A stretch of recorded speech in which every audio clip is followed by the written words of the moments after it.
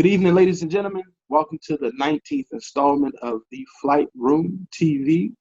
I will be your host today, tonight, or tomorrow, or whenever. I'm going to be your host for the next couple of hours. My name is Keys. We got, who we missing? We missing P and we missing Marcus. They may be with us later on, but we shall see.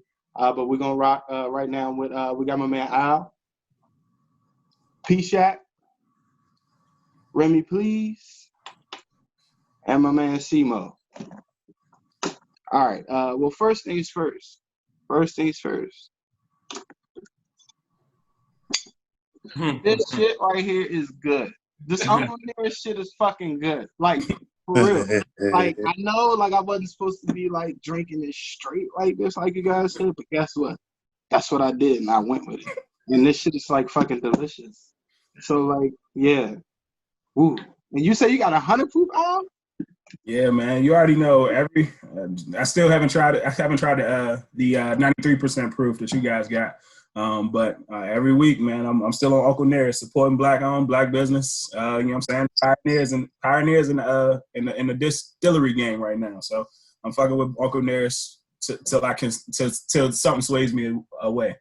Yeah, that's just delicious. That's what's up. Huh? What you drinking? I got that Uncle Nearest too, Brody. I'm on that 93. I'm gassed out. Yeah, but it's good. Like I just want to talk, you know, and piggyback off what you said. Like I love dark liquor, especially like whiskey and scotch, and this is up there. Like you know, this is up there. Yeah, it's pretty fucking good. Yeah. Remy, what you doing? Name's Remy.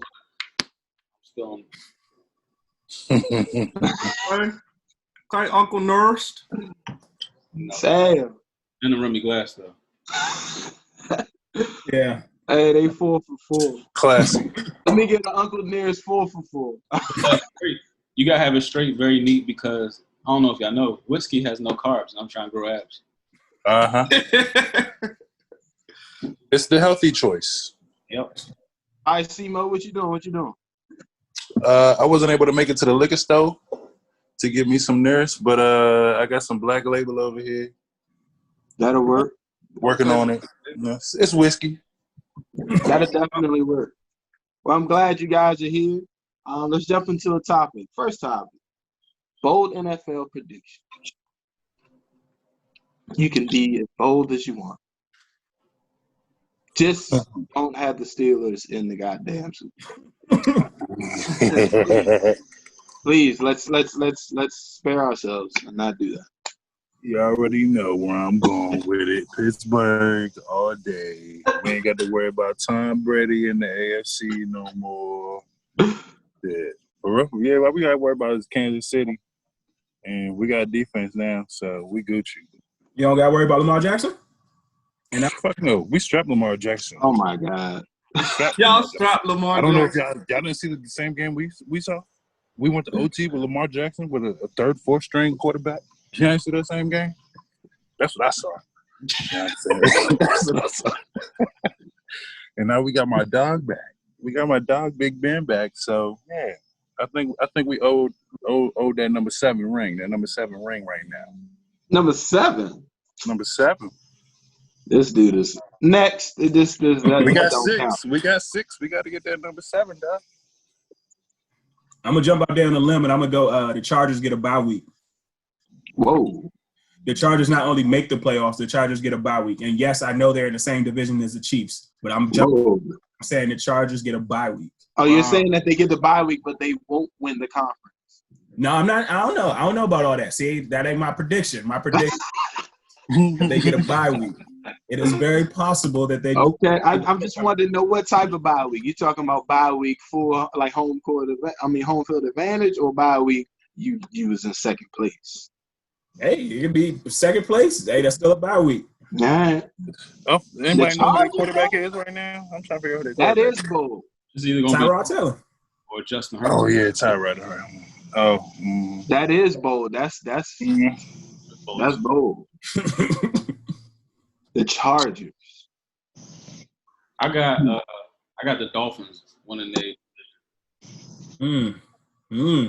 Who you got starting quarterback then? It's gonna be Tua. Might get hurt, but still they're gonna wait. That's rather bold too. I don't care what y'all say. That's rather bold. Yeah. Might be sneaky bold, but that's bold.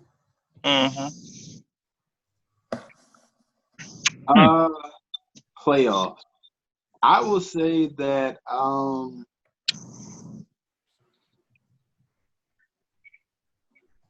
Kyler Murray and the Arizona Cardinals will make it to the NFC Championship.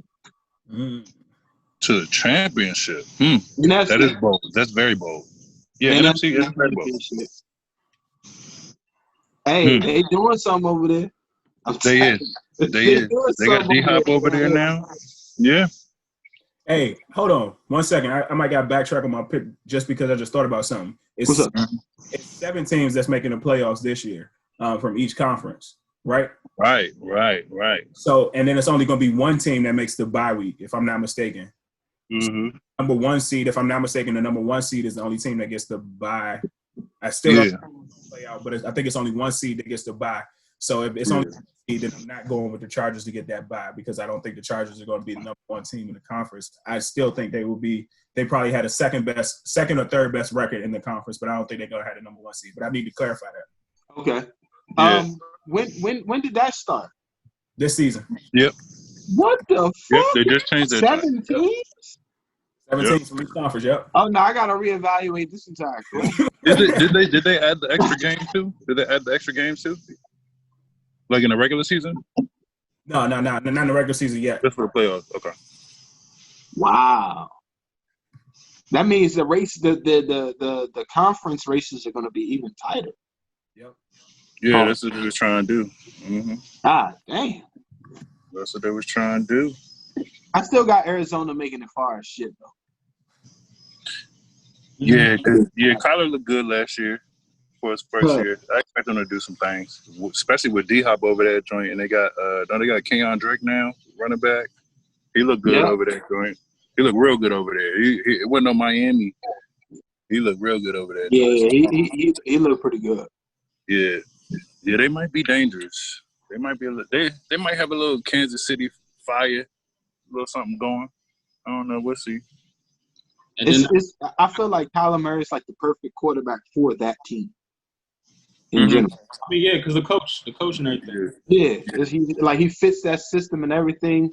You know, they Kyler, what's his name? Kingsbury? Yeah, Cliff Kingsbury. Yeah. Kingsbury. I mean, they already knew what time it was. He was like, all right, I'm gonna go here. I'm gonna draft this dude, and we about to rock out with it. He know the system already. Let's go. One can't succeed without the other. So I also got Buffalo not repeating what they did last year, so they're not gonna make the playoffs. And instead of them, I got Indianapolis. I was thinking that Indy pick too. I like that. Where you at? Where you at, Shaq? You ain't escaping out of here. We don't good one. Wrap this up. I got a couple of things that I was thinking. First off, I don't know if anybody gonna agree with this, but I think the Rams gonna make the playoffs. That they put a couple of pieces in place that they ain't had last year. There's a couple of people that I think healthy too, because they was tore up last year. But I got the Vikings reaching the championship game, not the Super Bowl, the championship game. The NFC. I feel like the Vikings. I don't know what it is. I feel like our boy Kirk has a couple years under his belt over there, and they got way more pieces than we had here on the offense. So I don't know. I don't know why I feel like that. And I know we talked about it before. Everybody that leave us is hella successful. So I wouldn't bet against them.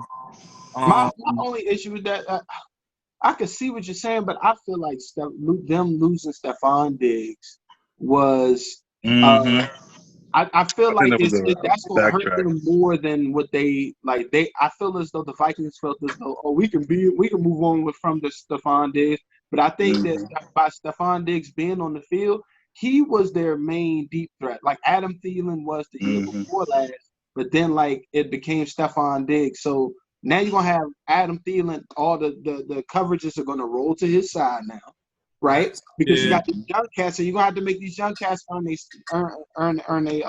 yards. So I just feel like it's gonna be tougher for Kirk having to deal with like, all right, taking away the number one receiver versus you technically had like a 1 and a 1.5, like two first starters playing X and Y receivers. And Thielen got hurt towards the end of the year.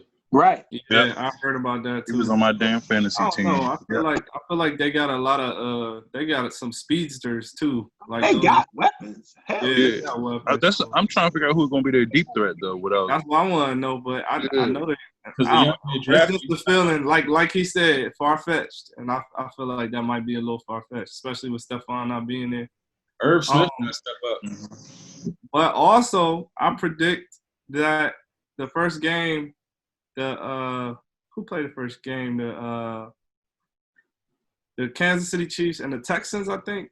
I feel like that's gonna break a record. I'm just, and so anybody that bets, as far as yards and touchdowns, I feel like and shit, that's gonna break like a scoring record for the first game of the season. I don't know what the feeling is. I feel like, you know, with the pandemic and everybody like, you know, like quarantined up and can't do stuff. I feel like they just gonna break out that first game. So y'all betting people, get out there. Hey, you gotta do it. Anybody got Tom Brady going to the playoffs? Yeah, he going, but that's not a bold prediction. Yeah, that's not bold. That's not bold. Bro, I think it's bold. You think it's a given? Yeah, I think it's a given. All right. No, I don't think it's a given. I think it's an educated guess. It's not a given. Yeah, it's just like Tom Brady playoffs. Check. Right. Like nobody would be surprised. Nobody would be surprised. Like that's not, especially with the Bucks and with the weapons. Come on, dog. The weapons he got there. Like, what are we serious? Yeah, and they just added Shady too. Like, come on, dog. They gonna be right there. Yeah, their defense is pretty decent too. Who's the coach in Tampa? What's his name? Bruce Arians. Bruce Arians. Yeah, from Pittsburgh. Pittsburgh, mind you, from Pittsburgh. Yeah, that might be good. He's coached in other places. Recently. But he came from Pittsburgh to Tampa though. He came from Pittsburgh. He learned a thing or two in Pittsburgh. You know. Yeah, he learned how to not lose.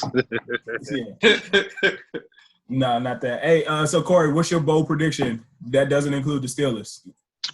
Shit. A bold prediction that don't include the Steelers. I would have to disagree with Randall and say that the Bills, I think the Bills will repeat. I think the Bills will go because their defense was fucking stout last year. They don't have to deal with Tom Brady. They do have to deal with Cam. We'll see what Cam looks like out there joint. I mean, they play the fucking Jets. The Jets ain't doing nothing. But their defense is fucking stout. They have Diggs over that joint now. Brown was over that joint doing his thing. And I really like their quarterback. Got the white boy name, but he was doing his thing. I had him in fantasy league for a little bit too. Josh Allen. Yeah. He was doing his thing, dog. He was doing his thing, man. I think he was balling. He was balling. And yeah, I think he got injured in the Pats game when he was playing against the Pats. I think they would have won that joint if he didn't get injured or whatever. But I think the Bills might do. I think they might repeat. They may not. I don't see them going to the championship or nothing like that, or the bowl. But I think they'll definitely repeat and go to the playoffs. I think they go to the playoffs. Hey, I think Josh Allen is going to show his true colors with like a real receiver and Steph Diggs. You know, Steph Diggs be acting like a receiver sometimes and be pouting. Right. Mm-hmm. We'll see that shit. Yeah, that's true. Yeah, I think Diggs went to the perfect that team, especially with what's his name, John Brown on the opposite side. Yeah, he's a threat. And they got Cole Beasley. Yeah. They got a nice little squad. They do on paper, but I'm saying Josh Allen, is he really capable of getting like spreading the ball out like that? I think so. I think he just a one read dude and run. So you saying he got a cannon? He got an arm and shit, but he just like focus. If it's not there, that first read, he out of there. It's funny that you say that. Like Josh Allen reminds me of of Dwayne Haskins. Like Dwayne Haskins reminds me like that would be exactly what Dwayne Haskins will look like when he looks good. It's Josh Allen. I don't know. I did pretty decent. I get Josh Allen when I look at Dwayne Haskins. Did the Bills draft a running back this year? Probably. I think I remember they had Frank Gore and what's his name? Is it Singletary or something? Yeah. I think one of the things about Dwayne Haskins that's still remotely underrated and still gives him an opportunity. And I'm not a Skins fan, but I'm a Terps fan, and I knew all about this nigga before he went to Ohio State. But he's still young in terms of playing experience, and I'm not even just talking about in the NFL. He only had that true one season at Ohio State, actually playing. Yes, you against one of the best defenses in college football, but actually getting out on the field and playing in the game, he only had that one true year, and then last year he didn't get that much bump either. So I think and then even he came from Bullis, and don't get me wrong, I think it might be a good school, but them niggas wasn't playing against the WCAC. They wasn't playing no real comp like that, and he was still putting up numbers. But I think his team ended up going in high school his senior year or something like that. They ended up going still 6-5 or some shit like that. So I think there you go. That's a bumper chicken right there. Redskins go to playoffs. I don't know, man. I swear to you, I did not know about that goddamn playoff rule. That changed that. Yeah. 7 teams, dog. Niggas can squeeze on up in there. Yeah. What do you mean? This will be niggas out. But whole time. This is, and you already know where I'm at. This is the. I think this is the Cowboys rule. I think the Cowboys benefit from one of the most. Just because how we not this year, but how we typically been having them 8-8 years and 9-6 years, and we've really been on the cusp. I think that was. If you really want to be real, I think we're one of the biggest money draws in NFL football. People want to tune into that game. Yeah. Hey, whether it's if B don't get a glass, stop. He taking gulps. Coffee, but hey, so I got a over and under, and I'm gonna just set the over under at 9. Over under New England. Are they gonna win over or under 9 games this year? Over or under 9 games for New England. I think they went over. Cam. Cam is still an athlete. I don't care. I know he's not Tom Brady, but yeah. I got him winning. Yeah, that's Belichick is not winning nothing less than under 9 games. He's a coach. He's gonna put him in a position. I'll take them at 9. I can see them being 8-8 easy. But I can see them also. It's still gonna be a learning curve for any new team with a new quarterback and all that type of stuff. And yeah, granted, it is Tom Brady, and like I said, he's gonna find a way to make it to the playoffs. But I do think that they're going to back into the playoffs. I'm gonna say the number one reason why not. Which team you talking about, B? I'm talking about Tampa. No, the Patriots, nigga. The Patriots. I said the Patriots. The over under for the Patriots. Oh, he forgot. He's not over there. I'm still associating Tom Brady with shit. God damn. That nigga. No, that's that Uncle Nearest drinking out the bottle. That's that Uncle Nearest gulps.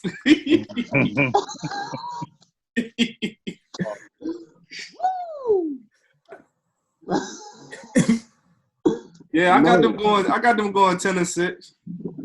At least. It's because we talking about Cam is over there joining now, and Tom Brady was nowhere as near as mobile as Cam is, and they have always had an O line over there joining. They're gonna Cam open has up. never had an O line.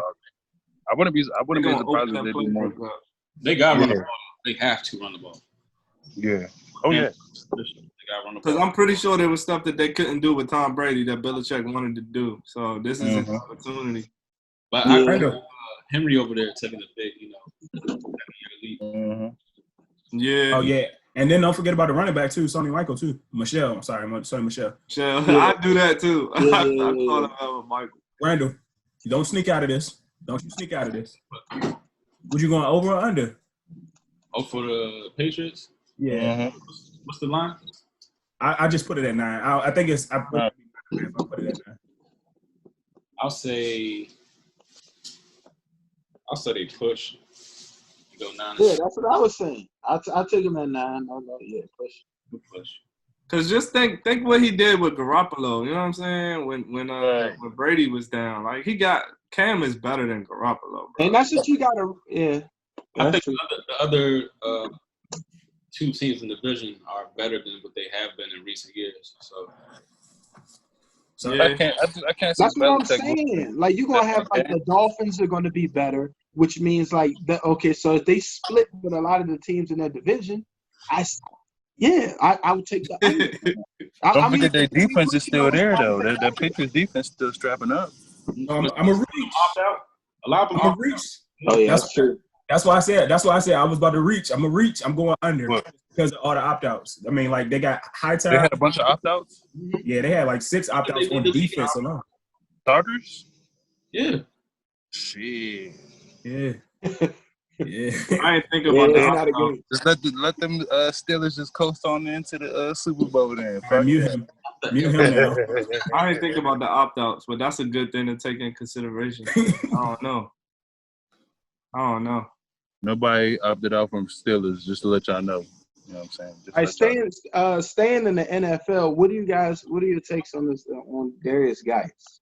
Like in this whole situation, because this shit is like it's like snowballing for this dude. Yeah. You remember how It's all coming out. First things first, like we kept all these goddamn running backs in the offseason. So like what the fuck was that about? And then all of a sudden, like we get hit with the name change and X, Y, and Z. So like you got all these now all of a sudden, like you have been charged with strangulation a week ago, or less than a week ago. And now you've been charged with 2 rape allegations. Yeah. I feel like this, like you said, is snowballing, just like Antonio Brown with all of them shit. All that shit was hitting him at the same time. I feel like that's what's happening to Geis, man. I don't know when he going. I don't know. They ain't bad. And he wasn't as big as Antonio, so they can't sweep it under the rug. Yeah. It's still all alleged, but at the same time. Yeah, it's all alleged. So to your point, and I'm gonna let everybody else answer, but I heard somebody talk about how people wait for these players or actors or whatever to actually gain notoriety, and then they report them as well. So I don't know. I think that's something that I know you're gonna gain from it because of the monetary aspect. But I don't know, man. I don't like that either. Hey, but at the same time, they said them 2 shits happened in fucking in college, and they were That's on some shit. That's on LSU because it's like and they said it was reported to the coaches and everything and the staff. So that is investigate. There might be some firings going on. Don't be surprised if with other players from LSU, women start coming out. Yeah. That program might be in trouble. Like I like to talk to like my son because I'm trying to tell him now. I'm just trying to hip him the game, like cuz. like the track that you're on. I told him to use Darius Geis as an example. I said, look at what this guy had, and what did he allow to come in between him and him being successful? And he took like a couple stabs, and I was like, really? And he was like, a girl, and I was like, yes. I was like, cuz you cannot, and this is for all players, young players. Like it gets to the point where like you allow for like if you really about ball and ball is life, and ball really is your life, pause. You cannot let a female come in between you and the goals and the aspirations that you have set for yourself. And then like 3 or 4 or 5 different allegations. Come on, dog. Yeah, What are you doing? that's bad. You're supposed to be eating, sleeping, football. That's it. Yeah. You are grade A lunch. Yeah. I do feel like what Al said, like, I can't remember who just said it, but I feel like Corey said it. I feel like it is probably going to be some more that comes out of those allegations. And I feel like a lot of players and coaches is going to be, involved in that shit, bro. Like, if it's really true, it's going to be some people like, you know what I'm saying? Like, it's going to be like the top players will probably like, you know what I'm saying, with him or at a party or something. Oh, yeah, The we're thing gonna hear is, more like, stories. even like a lot of people be like, well, he wasn't doing anything for you guys on the field anyway. He stayed injured, but guess what? A real Redskin fan, they view that as a lost second round pick. Yeah, That And- shit hurts. and think about it. That's a bad representation for the Redskins anyway. There's more shit. What up, Concourse? What's up, P? Hey, What up, Pete? hi guys. Pete, what you sipping on, Pete? Oh, hey, today I got a Bud Light Seltzer. What the fuck? Some promo Hey, shit. You ain't never seen those commercials? You trying to grow abs too? It's election year. Huh? Trying to grow abs too? Trying to grow abs. The healthy choice. I got That's the abs. healthy choice. I got abs, dog. I got abs. Skinny niggas still getting it out here. What's your bold NFL prediction? Ooh. For playoffs. I don't got The team I got. Oh, hold on. Have y'all been watching Hard Knocks lately? yeah. Aaron Donald's a fucking animal, man. I just want to say that. Like, Jesus Christ. But bold prediction. I'm sticking with Philly. Let them do something. Oh my God! It ain't Why do looking we bright. even ask him? Why do we? It ain't looking bright. Y'all but knew what's I would happening. Y'all love knew what some time it was. Niggas Oh. say yes. That's a safe prediction. Yeah, I don't know, man. Shit, we gonna have a league this year? Fuck yeah. You think there's any teams that didn't make the playoffs last year that's gonna make it this year? Probably like San Diego or something. Yeah. That's what he said. Charge. Los Angeles. Some Dago. Yeah, Yeah. Los Angeles now. I don't see them. Oh, my bad, man. Los Angeles. Those uniforms The are same nasty thing too. with I the love them Raiders. unis. Ain't no love for the Raiders. That's what I was about to say. Ain't no love for Vegas? Nah. Oh, prediction for yet. Vegas? Not yet, man. John Gruden, I'm a believer in Gruden, but they just ain't come through, man. They ain't come through yet. I think Derek Carr has reached his potential. Potential, Yeah, hasn't he reached his ceiling? You feel like that? I do. I think they might. Be moving on.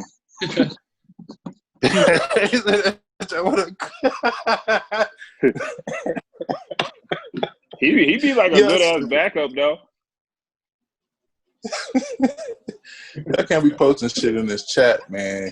You got me Yeah, down. y'all don't be seeing what niggas is writing right now. Hey, my man ain't trying to see me get chopped up. I appreciate it. Oh, destination shit. I appreciate That the motherfucker want to calm down. It's like, hey, my man about to get Final Destination right here. Yeah, Put turn his that feet in fan the down. blades. Turn that fan down. How many watts is that? Oh, That boy's spinning. Oh, Hot in that bitch. oh man. Just oh, you guys are dumb. You guys are dumb. now, Vegas though. I don't know about Derek Carr. I think he needs some more receivers. I think he need more actual wide receivers. They let go. I forgot who they let go. Because it went to what did he go to? Saints or some shit like that. What the fuck? What are you talking about? Oh, Dude, they got that tight end. That's all right. Yeah, the Jason tight end. Witten? Nah. Nah. Y'all I know got you're talking Jason about. Witten. What you mean? You know that's the only team he can come back to. No, he went to the Raiders. Did he? Yeah. I didn't even know, man. I swear he's not. That's not a sexy pick. I can't stand Jason Witten. No hate, but he still just get catches. I don't see how he be getting open I don't like his fucking face. because it's red. I just don't like his face. He look like a fucking Redneck trucker. He kind of does though. Hey, Phil just don't like him because of what he did to the Eagles when he ran with his helmet off and shit. Oh, He that always was has against the great Eagles? games against the Yeah, Eagles. I always Yeah. remember that fucking play. Yeah. always I'll had never great. forget. My man was walking with a bloody nose and everything on this joint. Like, Nah, fuck he all did. y'all niggas.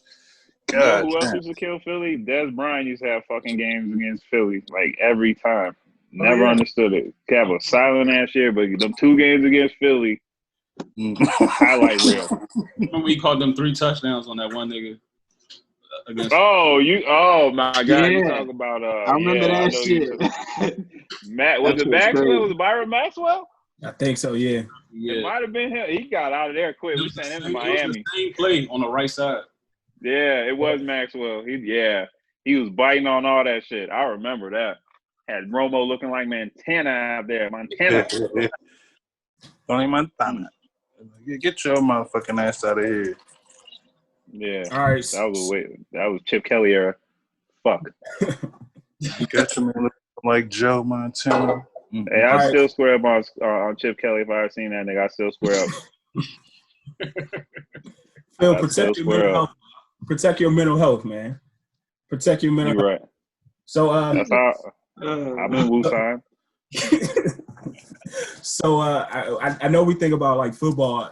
Football is a way that can protect our mental health, but at the same time, that shit can fuck up our mental health at the same time. What's some of the ways that y'all do to keep y'all mental health sharp? Meditate. Yeah. I meditate, and then you know what else is therapeutic? That running shit, that jogging shit, man. I'm telling you, you could like really organize your thoughts on some of that. I think physical activities like exercise help you like relieve stress too. So, and like get yourself a mentor as well, somebody that's wise. You know what I'm saying? Seen the game, been here for a minute, could teach you some things that you could teach other people. That also helps. I got one of those in my corner right now too.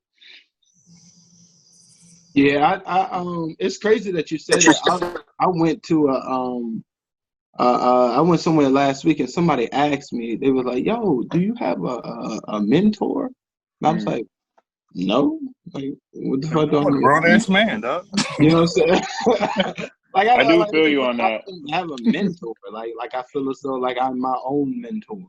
But he was, I guess, like what he was basically trying to say is that it's good to have like someone, especially like I guess when it comes to like business and stuff like that, like in the corner to like see where you are and see how like you can progress. And I guess, Right. but at the same time, that's never crossed my mind until like he Right. said that. Like, why the fuck do I need a mentor? Me too. I felt like that too. And the way he explained it to me though was like he can help enhance what I already do because he's already seen the shit that I've done. Kind of Right. like that. You know what I'm saying? Yeah. Right. But outside of that, like one of the main things that I consistently make sure that I do to keep my mental sharp is listen to music and like switch it up. Like listen to like different types of music. A lot of the music that I listen to now, it doesn't even have lyrics. It's just music and instrumentals. And it's just I think that constantly having those different frequencies of somebody else's perspective on something is it's invaluable especially when you're consistently changing the type of music that you're listening to. So it keeps your mind like bouncing, like, yo, I've never heard it that way before. I never, like, this music may sound weird now, but like it'll get to the point where it's like, yo, I see what that person was doing, X, Y, and Z. So, and yeah, it's kind of cool, like figuring out drum tracks as you're listening to something new, and it's like, oh, like once you finally get the drum track down in your head, it's like, oh, that's what they was doing. They was playing on the two, you know what I'm saying? They was playing on the and shit like that. So for me, that's what I do. I agree with the music. I'm definitely with the music. Shit. I would say just get up with the family. You know what I'm saying? Yeah. 'Cause you can't really go out and see your friends and nothing.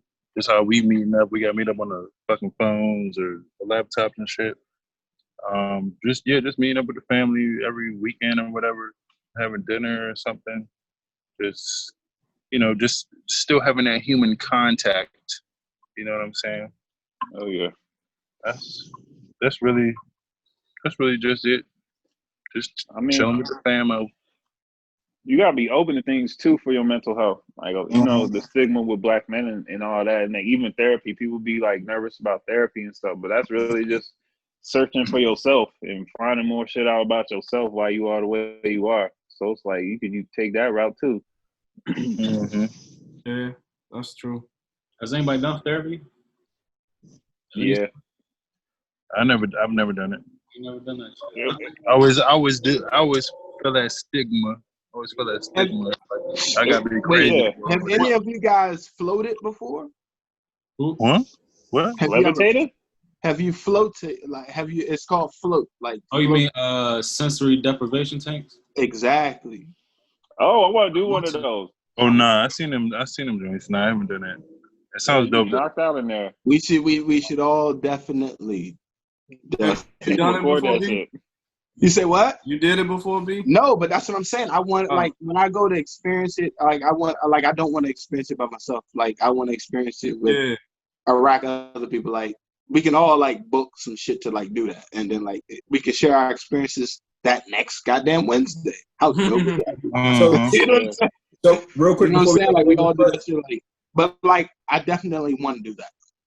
Well, before we go further, somebody explain to me exactly what this floating. it's like a pod, and it's like Some UFO shit. a pot of water, and the water has like salt in it, and the temperature is set at your exact body temperature. Body temp. Yeah. You like isolated in it, and you meditate through it. There's like a disconnect from your mind and your body, so it's just your mind inside that pod. You have to really like let go. Yeah. Shit was dope too. You're like in a little dome. Yeah. Right. Like you're in there, so like it's pitch dark. So the water that you're actually floating in, because it has so much Epsom salt in it, it allows for you to float on top of it. So once you're floating on top of it and it's the same temperature as your body and you're completely in darkness, about 45 to an hour in, your brain doesn't really, it feels like you're floating like in just space. You know what I'm saying? How long you Because been your there brain for? doesn't know. You say what? How long you been there for? Give me 3 People hours. do it for an hour, 2 hours. Hour, 2 hours. Dang. Blast off. That's a long time. That And reminds me another of thing, you can't be claustrophobic either, because that joint yeah. right there, dog. You know what I'm saying? It's like, but they say it's like a crazy ass experience though. I want to So do it. So like you're not on like no mat or nothing. You just in the water. You're just floating on top of the water. Okay. Because of the way that the water is, like the salt that they pumped into it is so much Epsom salt to the point where it's able to actually, it feels like you're laying on a like a water bed, but it's actual water instead of like the you know what I'm saying, instead of cloth. It's crazy as shit. We just got to do it. Yeah, I got to try this shit. Yeah, that sounds. Because I'm one of them niggas that have never been able to float like in a pool or no shit like that. I gotta try this shit. You gotta test yourself. So basically, it's just weightlessness. Like you Yeah, get it's to like the your point where there's no buoyancy. gravity. So when Yeah. you have it, when your body experiences weightlessness, it gets to the point where like your bones get the rest, your muscles get the rest. So it's very therapeutic for a lot of people, because like your spine even gets to the point where it's really relaxed and it starts to separate. It allows for those fluids to get into your spine pause.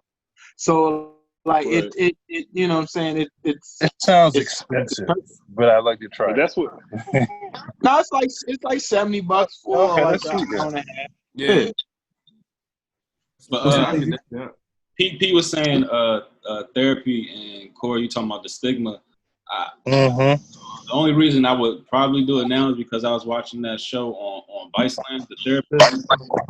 Yeah, with the celebrities. Huh? The one with like Walker.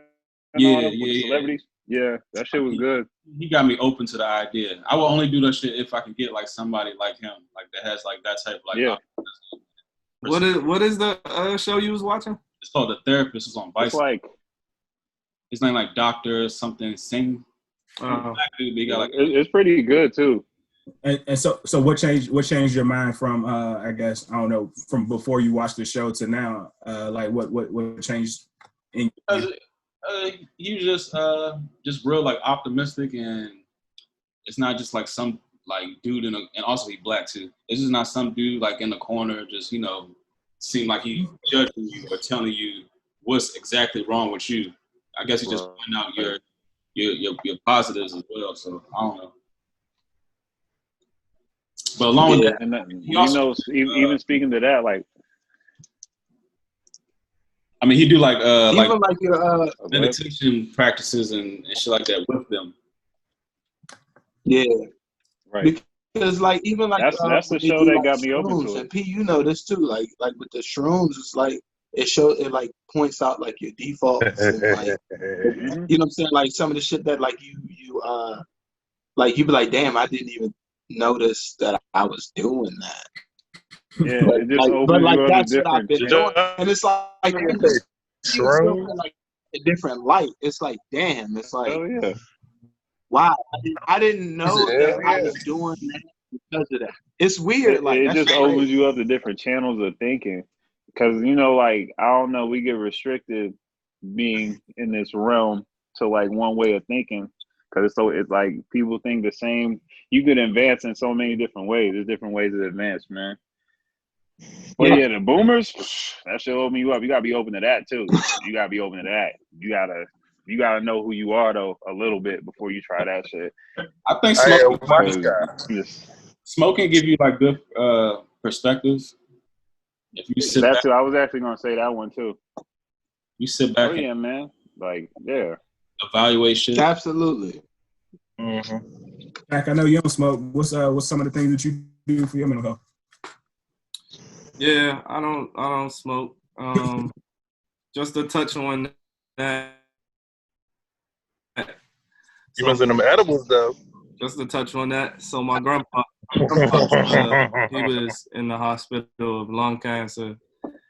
And I saw him when I was 13, 14. And we had a talk. And this is just an understanding that we came to. And I told him that I wouldn't put anything to my mouth. Just, in dedication to what we talked about. And he passed the next day. And so that's why I don't smoke. And my grandmother actually died of lung cancer 6 years later. So I don't know. It's just something that, I'm dedicated to that. And I'm also, I'm not sure if any of y'all have heard about this too, but there's also a sacrifice that comes with what you want to do in your life and your successes and what level you want to reach. And so I feel like that's one of my sacrifices because I think that it's something that everybody could do, and it's prevalent, and it's easy for me to be able to do it. But that's just my sacrifice to get to the level that I want to get to in life. But so things that I do for my mental, I play strategic games. That's one thing that I do because it's almost like you can win. You can you can learn from strategic games. Some of these games that they have out here also, you can you can play them for months and months and get to different levels and stuff. So it's something that might be fun as well. Another thing I do, and I talked about this last time, but I feel like weightlifting actually gives me a lot of comfort. I don't know what it is about it, but it doesn't calm me, but it puts me in the right mindset. And I feel like when I weight lift and exercise, I actually retain more mentally. So it's crazy that your physical and your mental actually relate like that. Yeah. Don't it make you feel good about yourself when you lifting weights? Yeah, it makes you feel good physically. And then I feel like, I don't know what it is, what the correlation is specifically. I know scientists know, but I feel like when you reach, what you want to reach physically, especially for the day, I feel like the mental aspect is easier because you feel accomplished and you can settle down more and you can retain more information. But that's just me. And I was gonna say movies as well. I know people ain't mentioned this, but I'm a movie buff, and I feel like that kind of like decompresses my day. Like I could watch a movie if it's a good movie. Like my worst day is watching a badass movie, and I just wasted 2 hours of my day. Like, I feel you on that. but when you watch a good ass movie and it makes you think, it makes your days or your future days like be thought out or your process be thought out, because what if this happens? Like I feel like that is a big like reminder of what you can do in your life too. Like some movies are like, are touching. Some movies are like, like are emotional. But I feel like some of those like instances are amazing, and I like all types of movies, suspense, horror, whatever. If as long as it's a good movie, I'm fine. I'm cool with it. We gotta get into some movies in the OT. We gotta get into some movies. No, I think we all pretty good on movies though. I think we all like have always had that. Yeah, that movie shit, we've always locked in. I try to talk to other motherfuckers about that shit, it don't work. I didn't even think about that as peace check. I didn't even think about that as like a mental healing type thing or whatever. But yeah, that's definitely a good one. Well, if you got a favorite movie that you can always go back to and just that shit gonna be solid, that's what I'm pushing it right. Yeah. Mm-hmm. And you know what I've been doing, and I've actually could do it a little bit more. But what I've been doing in the pandemic, which is it kind of points to what we were talking about. Like is there anything good coming from this? What I've been doing is actually studying up on specific like producers and directors and like just looking at that line of work, because and I know Randall, you're a movie buff too, but I know some people. Some directors and producers and stuff, like they have messages in their movies, and you don't really know it until you watch like all the string of their movies, and you're like, bro, like they was trying to say something. Look up this series that Robert Rodriguez, the director, that he hosts. Look up this series that he has, and damn, this shit fucked up. It says a series. The name's familiar. I got it. Just glitch, but this series that Robert Rodriguez has, and he interviews other directors like Tarantino. Okay. All of like the best of the best. Guillermo del Toro. He like it's a sit down and they go over all like their movie catalog and they break shit down. That's just tough. All right. Yeah, man. That's what I'm saying. I like that perspective too. Yeah, Nah, I mean, so for me to protect my mental health, one of the things I do, I mean, it's just might seem weird or whatever, but I just play video games.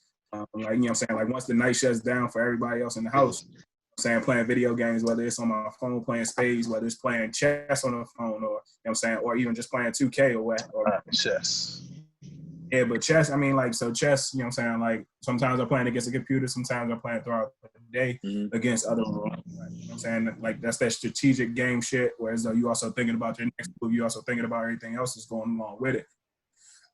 Hey, Al, yep. You got an app that you playing in chess on? Yeah, so I mean, I play with chess with friends, but then I also play, it's another jump just called like, I look it up. Oh, we can play. Chess. Yeah, send me that shit. I'm trying to get on that joint. I love chess. Hey, yeah, so that's one of the things. And then I mean, Paul said it too, but movies and like, you know what I'm saying, decompressing. And then also like for me, cutting the grass and running.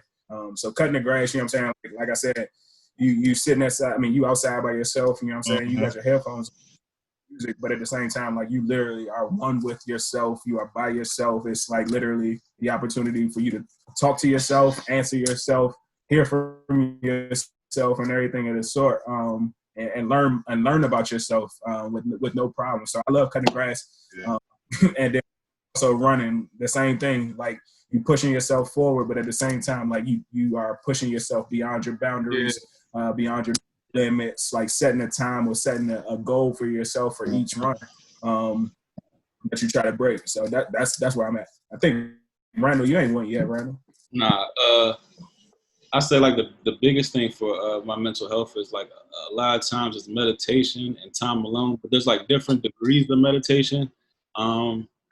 Like ideally I don't get a chance to meditate how I want to, like full fledged, like in my room by myself, you know, after a shower, complete silence. I really don't have, like maybe once out of 3 weeks, but a lot of times like after work, and it's all that noise going on, I'll ride home and it's just straight silence, windows up.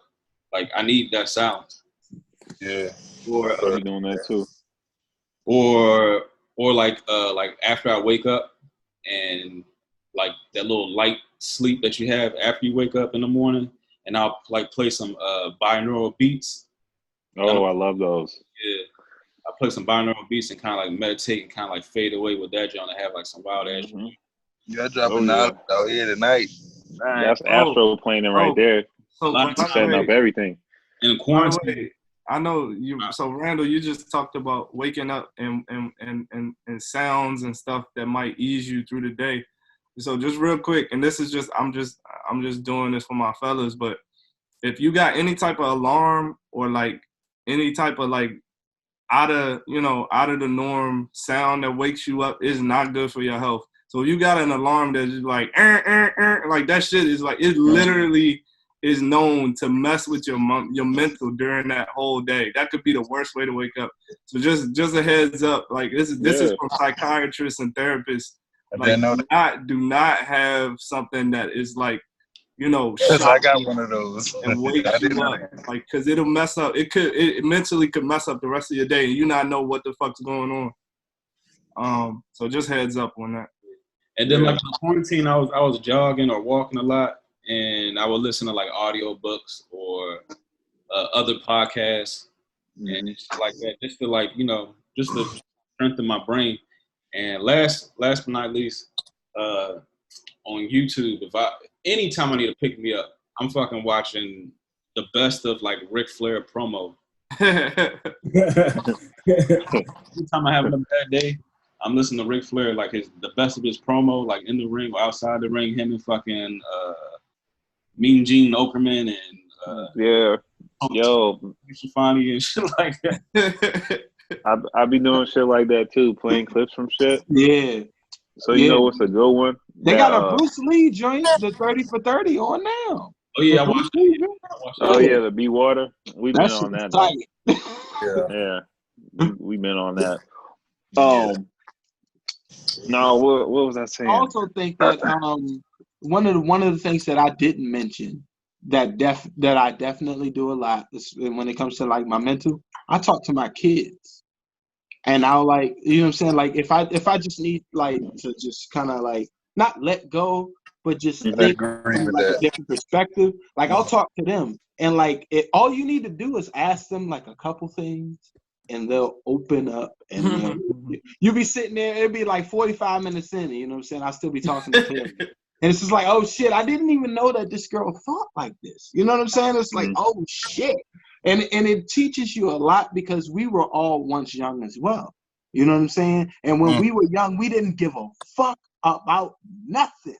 Like it was just like, I'm gonna wake up, I'm gonna play this games, I'm gonna go outside, I'm gonna run my laps like my dad told me to, and then I'm gonna clean my room like my dad told me to. I'm like, kid, when I give it in, I'm gonna do whatever the fuck I want to do. So a lot of kids, they also think that same way. Like it's like, all right, I wake up, we're in the middle of a pandemic. I haven't been to school in 6 months. I ain't been to school in 6 months. I don't know nothing other than to play games and to eat cereal and to eat my parents out of a house and a home. I don't know nothing other than that. I don't know nothing other than that. So now you're telling me within 3 weeks I gotta turn around and do the complete opposite? It's like, Dad, like is this really happening? You know what I'm saying? It's like, and I gotta be like, yeah. So you're gonna have to like get your shit together, because like that shit is going down. Like you're gonna be virtual and like shit. It's crazy. That's a whole nother conversation. Is his sound messed up? Yeah, his sound fucked up. Yeah, what happened? I can hear him, but something happened. It's crazy. Rose back. But Corey, to jump back into what you trying to intercept in, what's a My fault. TV show that you stumbled upon? You found, damn, this shit is. I gotta get a joint. I didn't really stumble upon it. I seen the previews and whatever, and I forgot it was coming out. And I seen the shit on my shit or whatever, on my cable shit. The Lovecraft. I don't know if it's Lovecraft County or Lovecraft. Yeah. Lovecraft Country. Yeah, I seen the first episode. I was like, dog, this Bama Jordan Peele, boy. Y'all got to. J.J. Abrams is on that shit too. Look, don't be surprised if he's like one of the highest paid Bamas in Hollywood in the second. Yeah. Right now, but don't be surprised, dog.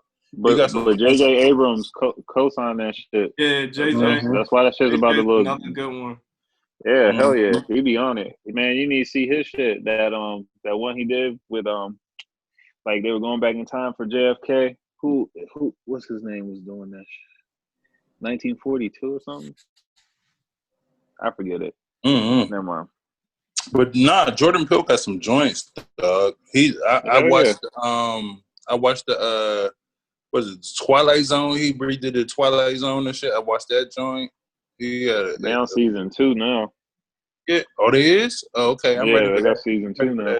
I'm ready. Yeah, dog. His mind is. I swear, his mind is like my mind because I always liked them little sci-fi joints growing up or whatever. And I was like, damn, I wish I could make my own joint or whatever. Fucking this nigga's out here getting it. He's out here doing some stuff.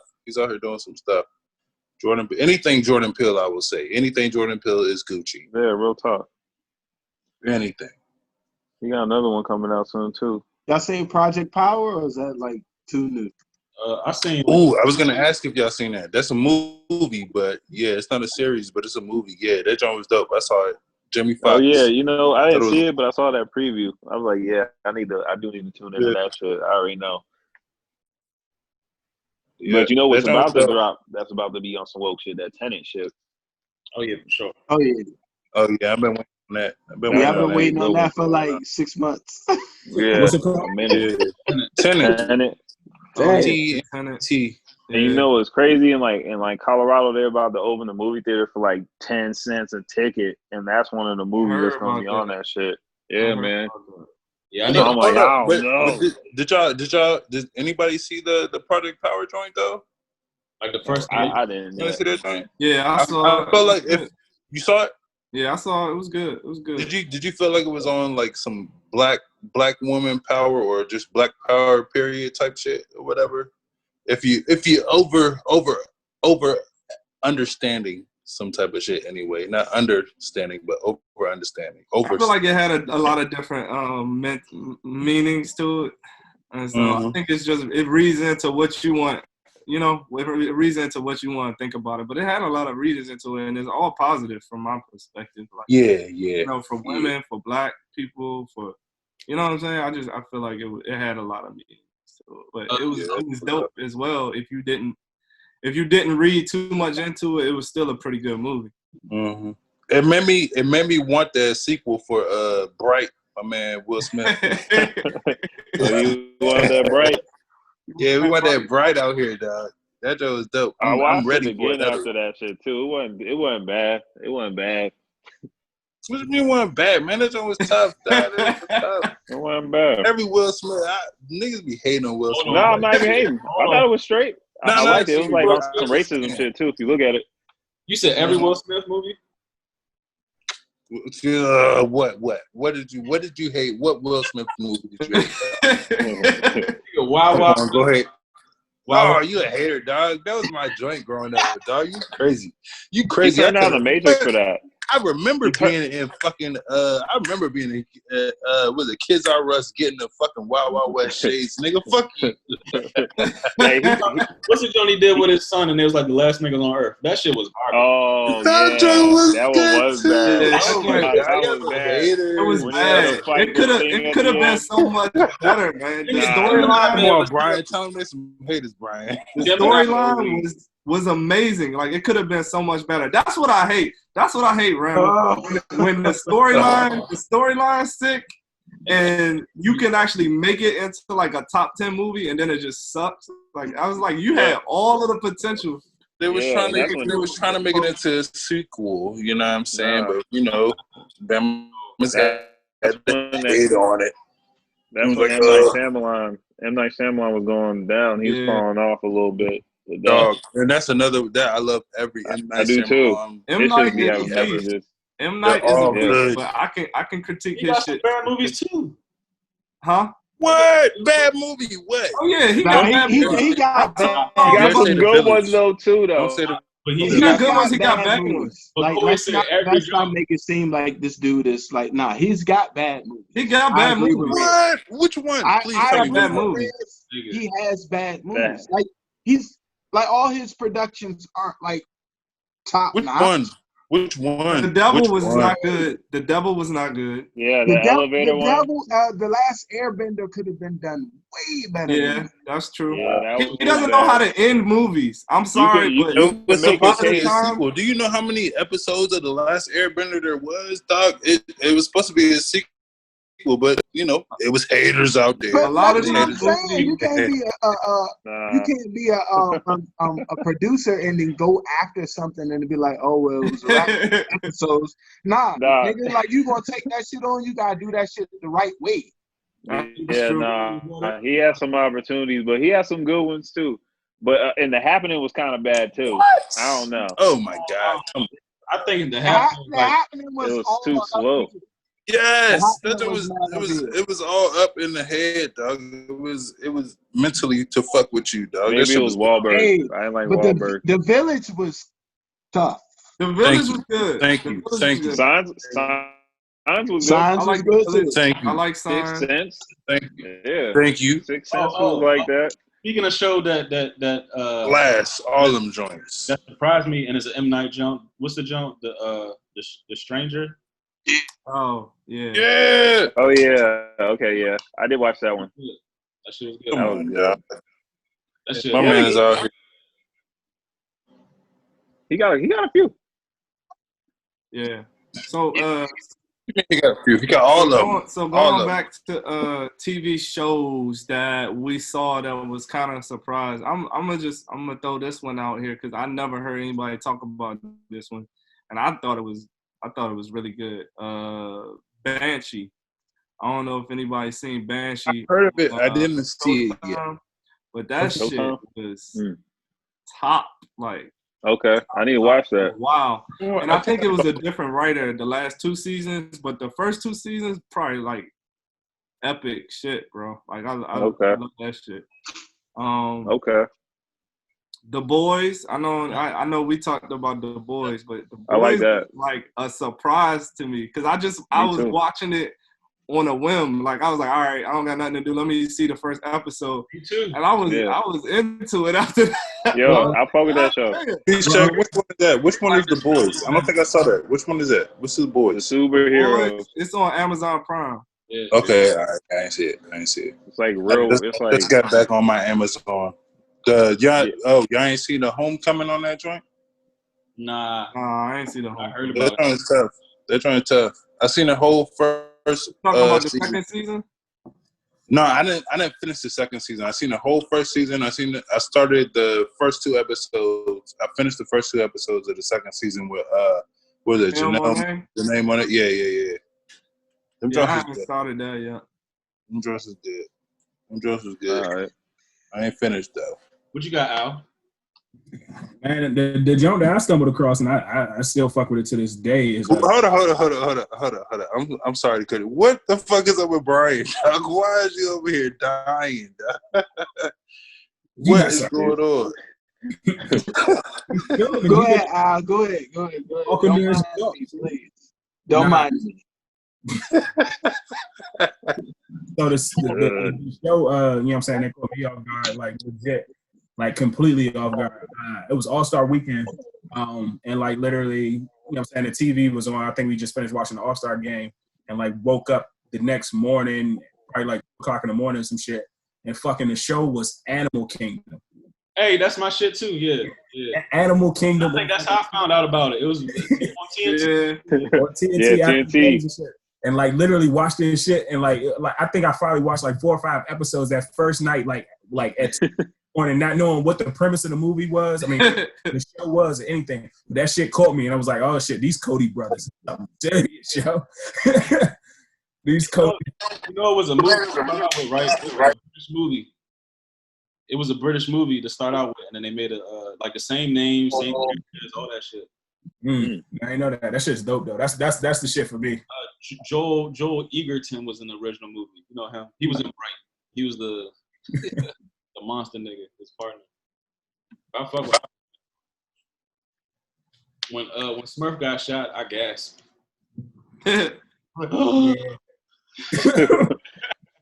Yeah, if y'all ain't seen Animal Kingdom, I would advise that you check that joint out of probably a couple episodes. Give it that joint and catch you on. You'll get hooked. Yeah, I mean, I got. What is it about? It's like a group in like a family in like San Diego, and they be doing like heists. Yeah, they do different type of heists. They got all types of crazy shit going on in their family. It's brothers, stepbrothers. I mean, not stepbrothers, brothers, adopted brothers, all types of other shit. Okay. It should dope. I'm gonna check it out. 4 seasons. What you about to say, B? I was gonna say Jalen lives on Netflix. He swears by All American. Oh That my dude will watch it, be like, nah, he's not really good. And I'm like, all right. So I gave him a chance. It's okay. It's okay. Yeah. It's I say, I agree with that. It's okay. My wife was watching that. I was like, it's okay. No, so I agree that I'll joint. watch Stranger Things. right, exactly, right. Hey Al, didn't you post something before that? It was like, oh, my man is running a 4.3 and some fucking Pumas or some shit. What the fuck? Like, come on, dog. But that's why I said. That's why I said. Shell toe Adidas. Get out some of Vans. He got some high top Vans on. He running the best routes you ever seen. And some high top. That's what he had. Like, come on. But no, that's what I was just gonna say. I think that joint is probably a dope show for like, you know what I'm saying, like a family or like growing up. Like, you know what I'm saying, like for our generation or for us, that joint's probably like super corny. But at the same time, like them niggas are doing some high school shit that like I don't know until college, and that's just me. Like, but them niggas about some whole different other type of ball games. Hell yeah. Conversation. And You so know, You're right. And I think that's why he kind of like it, because it reminds him more of family. Like, all right, if that was me in that superstar position, this is what I would have to be going through. So, which I think is a good thing for him. So I think, right. I guess it's perfect for him, kind of sort. But it's not a bad show though. You know what I'm saying? Like, you looking at it like, yeah, we'll see. Like, oh, that's like, yeah, we could have seen that coming a mile away. But at the same time, for a kid that's only 12, you know what I'm saying? It's like, oh shit, I never even thought of it that way. And let's not forget that show was also came from the CW. Yeah. It was started out with the CW. Right. True. You're not gonna insult me the with best show on a the 35-year-old running a 4.3 in van. Get out of here. High top Vans. Get out of here. Hey, if y'all like All American, Hey, you run a 4.3 in Vans, hey nigga, you need to be recruited ASAP. D1. You going D1. Yeah, it's on me, sir. if y'all like All American and what's that show on HBO, Euphoria? It's like a blend of the two. It's a movie called Waves. Have anybody seen that? Oh yeah, I seen Waves. I was gonna say that's a. What's that on? I don't know what like platform, but I definitely watched it on one of my sites. I heard of it. I didn't see it. Yeah, that's a sleeper, bro. That's a sleeper. I called one joint. Y'all might know it. Randall might know it. P-Shack might know it. I don't know. It was a joint on like HBO or Showtime or some shit. It was like Room 112, Room 117, some shit. That's the Stephen King joint. Okay, so it's Stephen King. All right, it had that nigga Batista on that joint. That's the joint I seen. It had Batista on that motherfucker, and he was like in Room Room, whatever it is, Room something. But yeah, that That's joint the is same. Yeah, I think that's Stephen King, if I'm not mistaken. it's something. They be having so basically they have different stories in this Oh, one yeah, hotel room. I've seen that. Yeah, that joint is interesting. That's and it's on that Jordan Peele Yeah. Lovecraft type. It's a different shit. story, but in that same room. That joint was all right. That joint was You all right. said Batista's in that joint? Batista? Yeah, that's the movie. That's the show I saw. That's the show. That's the one Dang. show I saw. Hey, That was like hey, second season. Hey, Rez, guess what was a good one that you pointed out? This was a couple months. It was earlier this year. You said The Platform on Netflix. Yeah. That Oh, was nigga, good. that movie was like that. That was movie was good. like that. That was good as shit. I was like, oh, God dang. Yeah, that movie was There's crazy. so many different ways you can take that movie. Yeah. Yo, Netflix. It's literally levels. That's There's so many different ways. a Spaniard movie. If y'all ain't know that, that's a Spaniard movie. Netflix is coming up with all these foreign movies that are fucking dope.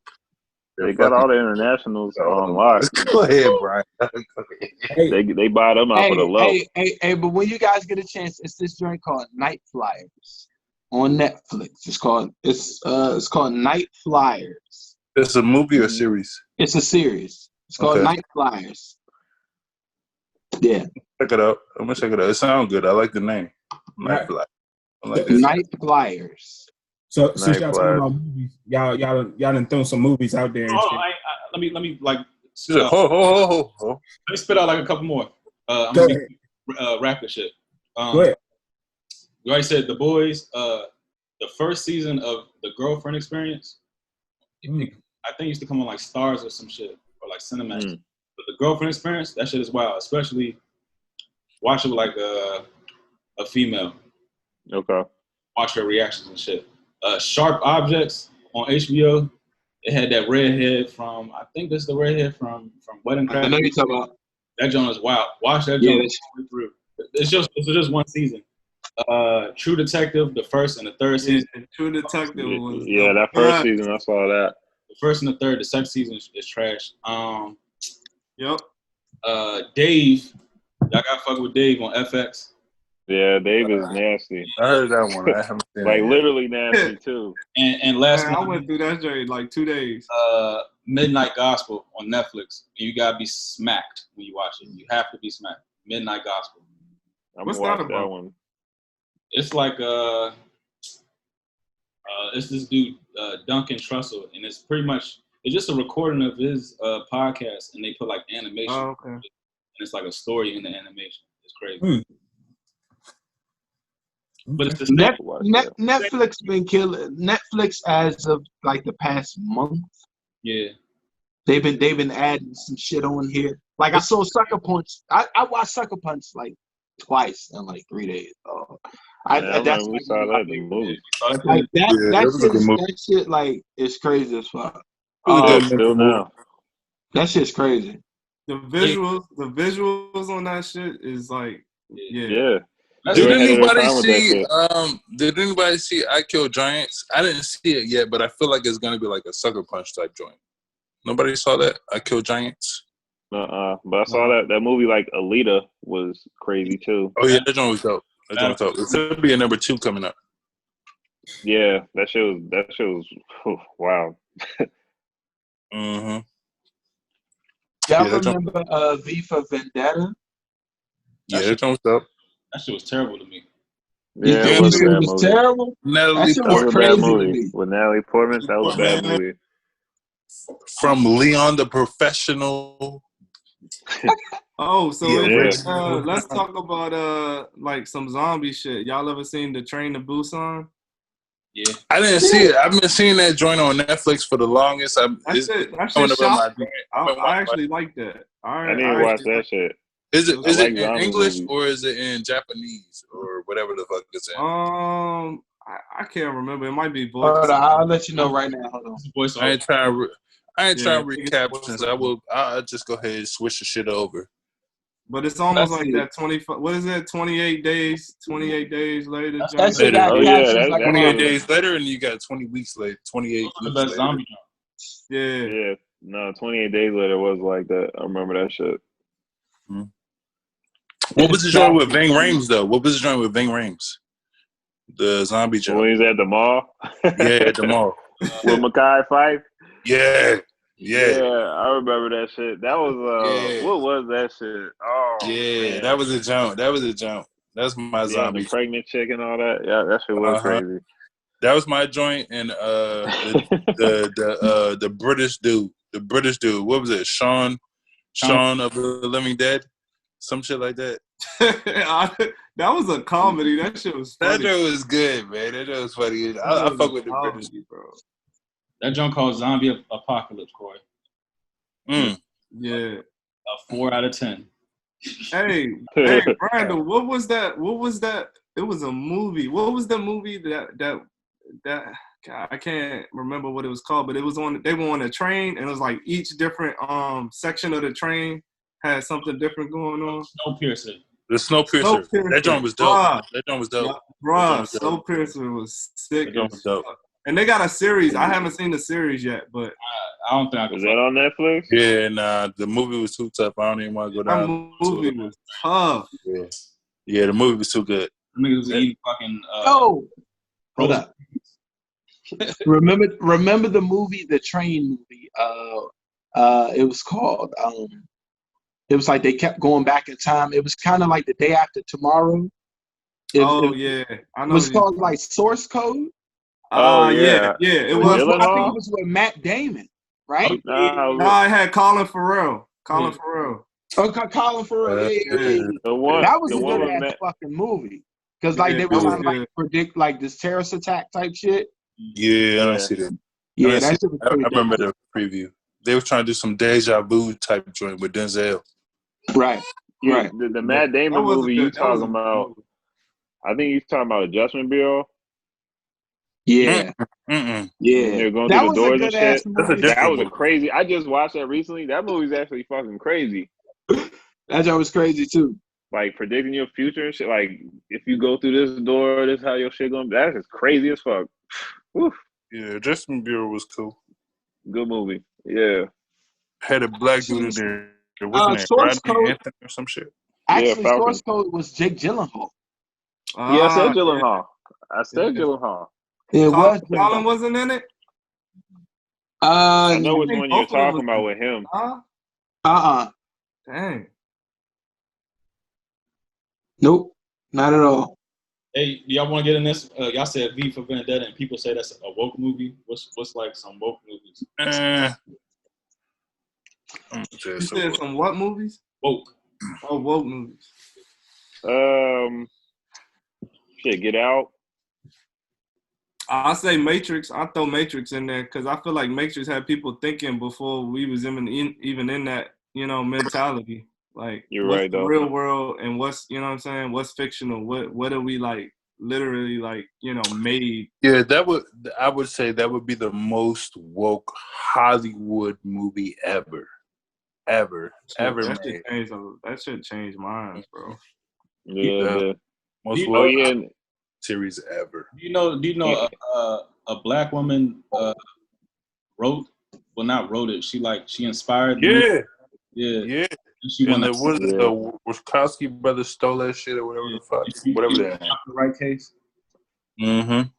You know what else about that movie, Corey? He had fucking Will Smith turn that shit down to do Wild Wild West. Fuck y'all niggas. Nah, real talk. He I turned heard down the about Matrix. that He too. turned down the Matrix to do fucking Wild But that's Wild good West. though. That's good though. I'm glad Because he he did. made my childhood. You will ruin that. They still got Jada for some of them shits though. Yeah, Jada was in there. Yeah. She was Yeah. like, I ain't stupid. I'm getting up in these jobs.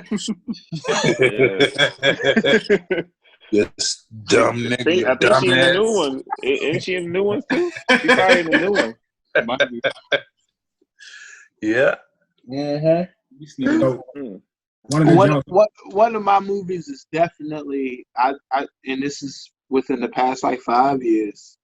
It's definitely the Infinity War, the Avengers joint, and I'll tell you how, because of everything that like it kind of put a lot of things into perspective as far as like reality, time. You know what I'm Mhm. saying? Soul. You know what I'm saying? Spirit. Like that series, like just in general, So, the Avengers and everything. It brought everything home for me. Like all the movies that we watch in between, and all of the conspiracy theories and everything, but it all boils down to physical. You know what I'm saying? Mental.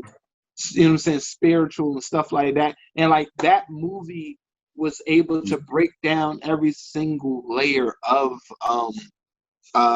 like what the fuck I'm talking about. And yeah. it's that the Infinity War was like one of my and that shit was within Yeah. what was that 3 years ago? Mhm. Three? That's Something about like 3 years.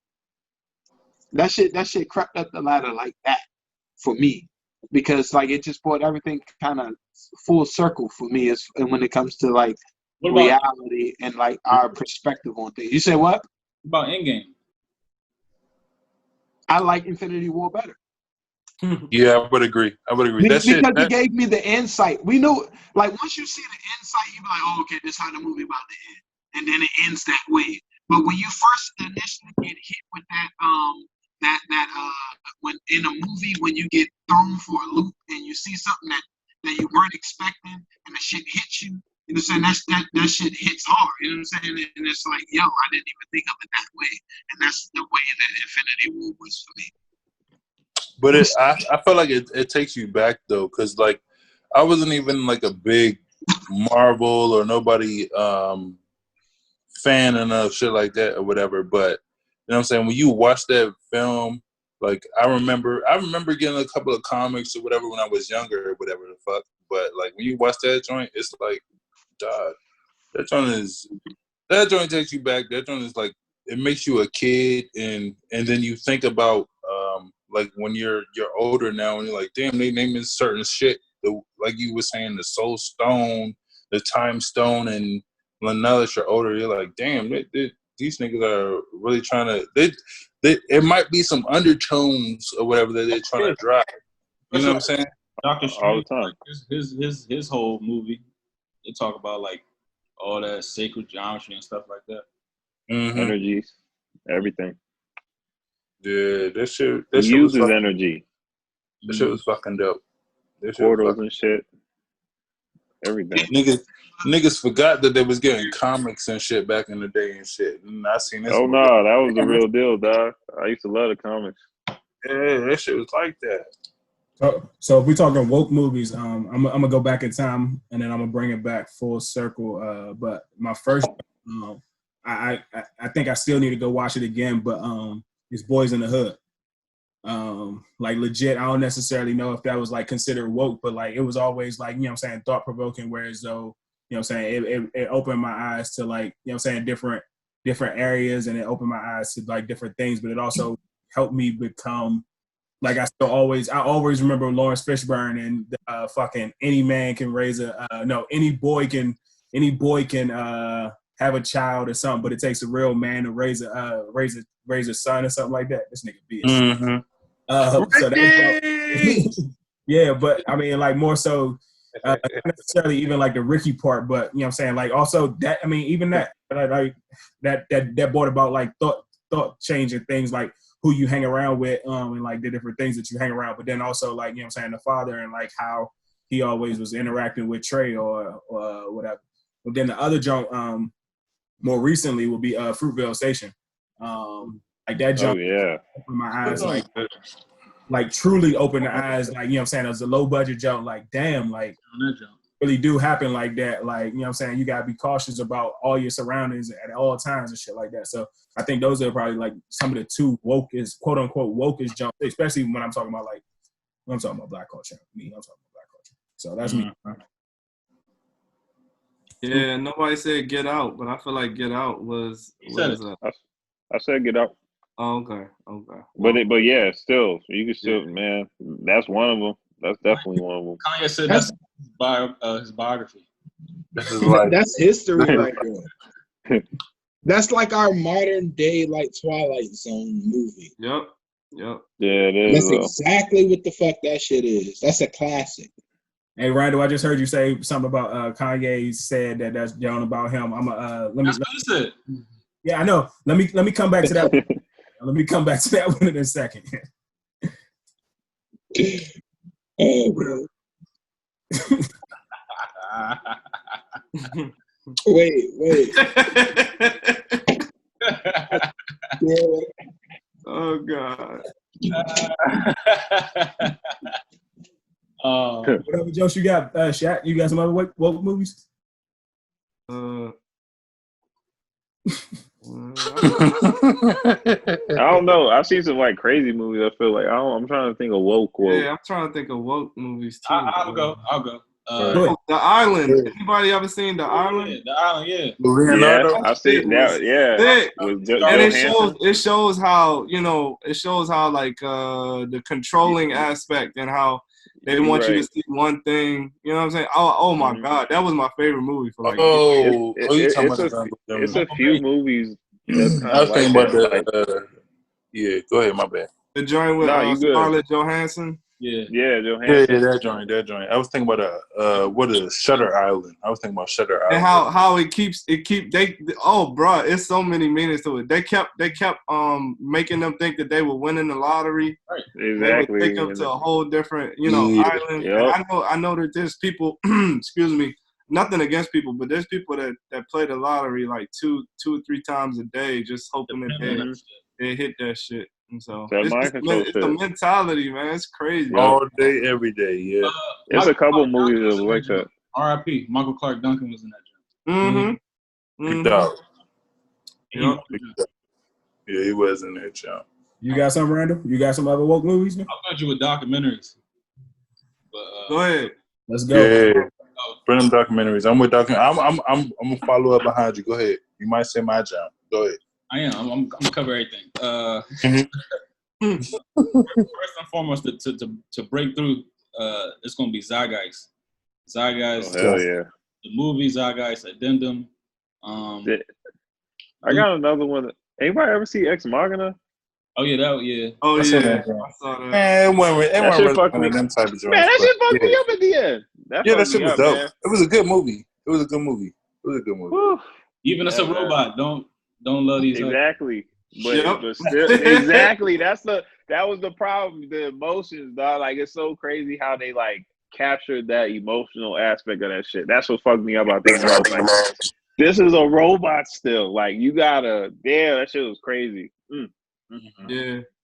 But that's what's happening now. They forcing the robot era. That's coming.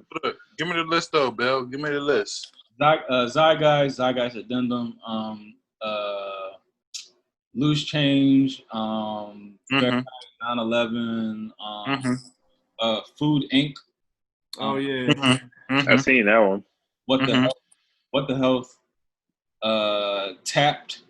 That's about like the bottled water industry. I saw that one. There was going on Nesty and all them niggas. Go ahead. Kymatica.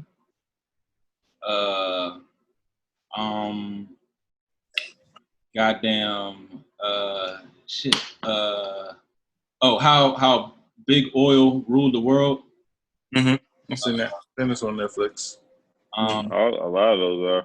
Mm-hmm. The one that I sent the other day. Y'all have to watch this jump. It's called the one you posted. Pandemic Indoctrination.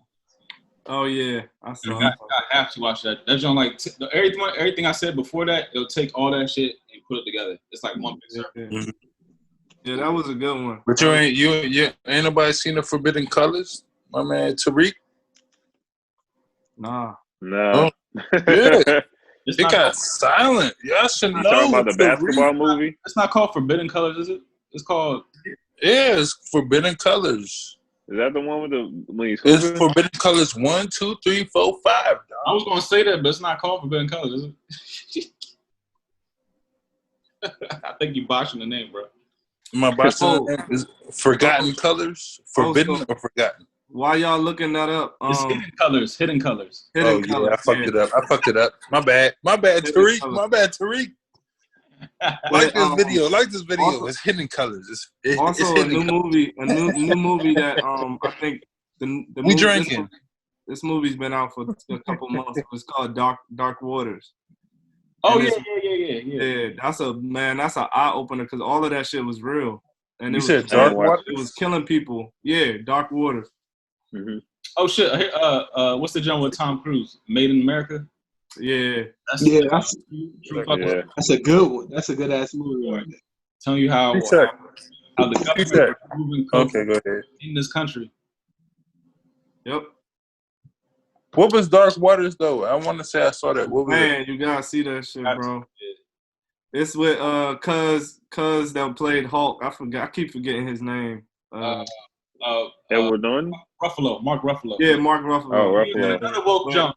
What's the other woke jump he went when he was with the newspaper and they exposed all them Catholic. Oh yeah. Was that the one with Live? You ain't talking about the Washington Post, are you? No. The one where they're in Boston? I think so. It's either Boston or New York. Was it the one with like Liv Shriver or whatever? What's that dude's name? Ray Donovan? Uh, I don't think. No, I guess it wasn't. yeah, he got a couple of joints actually. I just recently saw one with him. Spotlight. Okay. Yeah, that's another woke jump. Yep. Expose all that shit. But yeah, it's a lot. Y'all gotta get in these documentaries, man. Oh, another one. Yeah. They think he crazy, but Alex Jones used to make good ass documentaries back. Oh yeah. No, he racist, dog. He racist. Fuck him. Listen, Fable Enemies back in the day. Fable Enemies, yeah. Oh, and I know we talked about this a while ago, but Fallen with Denzel, bro. That shit got so much to it. That's a classic right there. Yeah. Put that shit on our mixtape. Yeah, that should make you. That shit make you think of it like coronavirus and everything. Mm-hmm. Like, yo, are we technically passing demons? Like, never mind. Oh, that's how shit. That's Yeah. Hey, watch that pandemic. That pandemic. Hey, that shit crazy. It make you think, yo. You be like, yo, this shit is wild. It is. Like you know what I'm saying? Like they give you the idea and you just run with it. They had John Goodman in that joint. Yeah, John Goodman's a hell of a fucking. Hey, John Goodman. Hey, You ever seen that? What's that? The quarantine movie with him? Cloverfield jump. Yeah, Yeah. Cloverfield. That Yeah, shit was crazy as fuck too. Tell me that movie Yeah, was that was crazy. dope. That was That a was crazy dope. one. I like I thought- movies. I like movies when it all be like in one setting. Like you really gotta get creative. yeah. Yeah. All in Yeah. one. You gotta come with it. What you think about that Unhinged joint that's coming out, Randall? That shit look like it's gonna be crazy. I just need something, bro. Like this whole like period of shit just like gradually like this shit sucks. What's Yeah, the nothing joint that he dropping. did with Kevin Bacon? John Goodman. Yeah, what's the joint he did with Kevin Bacon?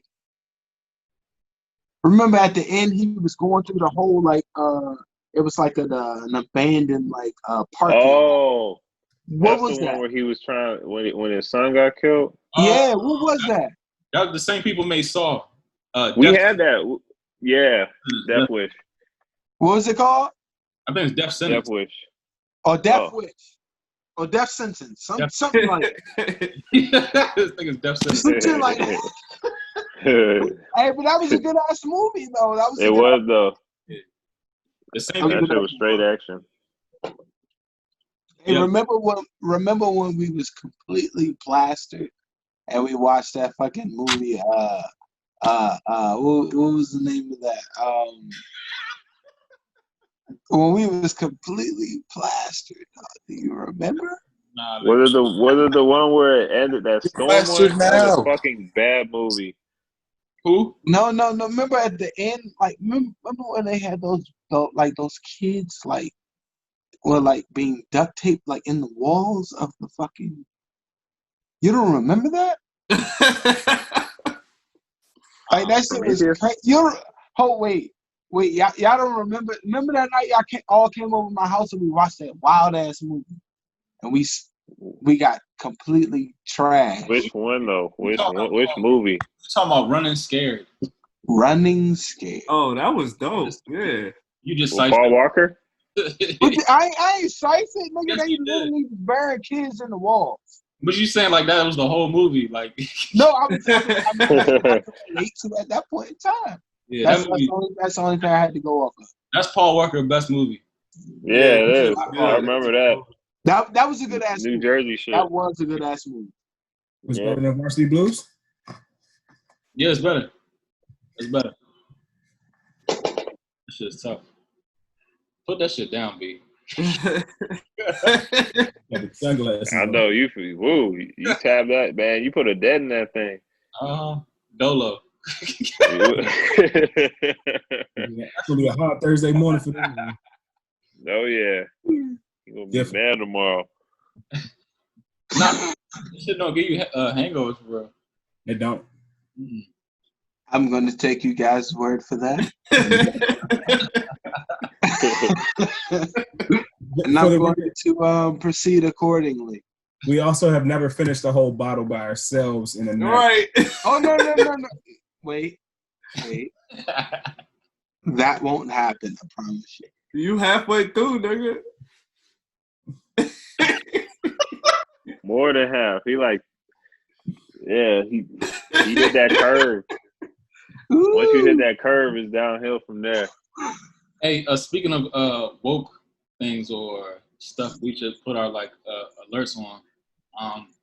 What do y'all think about Trumpito, or if it's even him taking away these mailboxes, or I mean, niggas been defunding if per se, just not allocating a certain amount of money to the USPS, the Postal Service. What do y'all think about that? It's fucked up.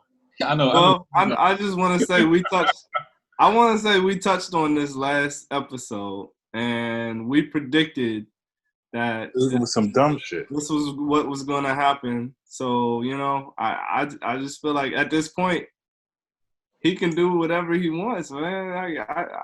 I feel like he always has. trying to rig this shit, man. Any way he can.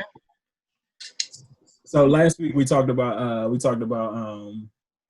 Joe Biden and the Democrats, you know what I'm saying, swinging basically, you know what I'm saying, this is the 12th round throwing haymakers. Yeah. Like, I think might be the epitome. I mean, this might be the counterpunch for Trump. And I don't have the stats and I don't have the records of, like, you know what I'm saying, where the mailboxes and shit were taken from. Right. But my guess, this is my guess, not anybody else's guess or any knowledge that I have. But my guess would be those shits, the mailboxes that were taken, them shits was probably like all in like remotely like Democrat run like areas or provinces or Yeah. And, In the boonies though. In the boonies. Nah, I seen a picture in downtown Silver Spring. Oh, for real? All right.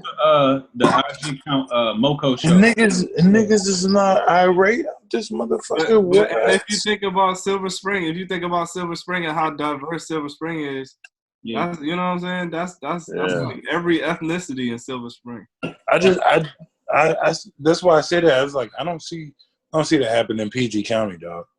I don't see that happen in PG County. why not? Why not? I mean, they have no control over it. And I'm not even talking about physically seeing with my eyeballs and shit. I just cannot see that in my mind happening in PG County because it might be some problem. To be honest, I don't really like pay attention to like those blue mailboxes like anymore. Like, right. If I'm not like going to the post office or checking my personal mail, I'm not paying attention to those blue boxes. Right, and that's the thing. So, and that's why I know it's always two things, but my joint is like I know that joint is probably like weird. It's super weird for you to do that shit, but it's also like, you know what I'm saying. It's also not.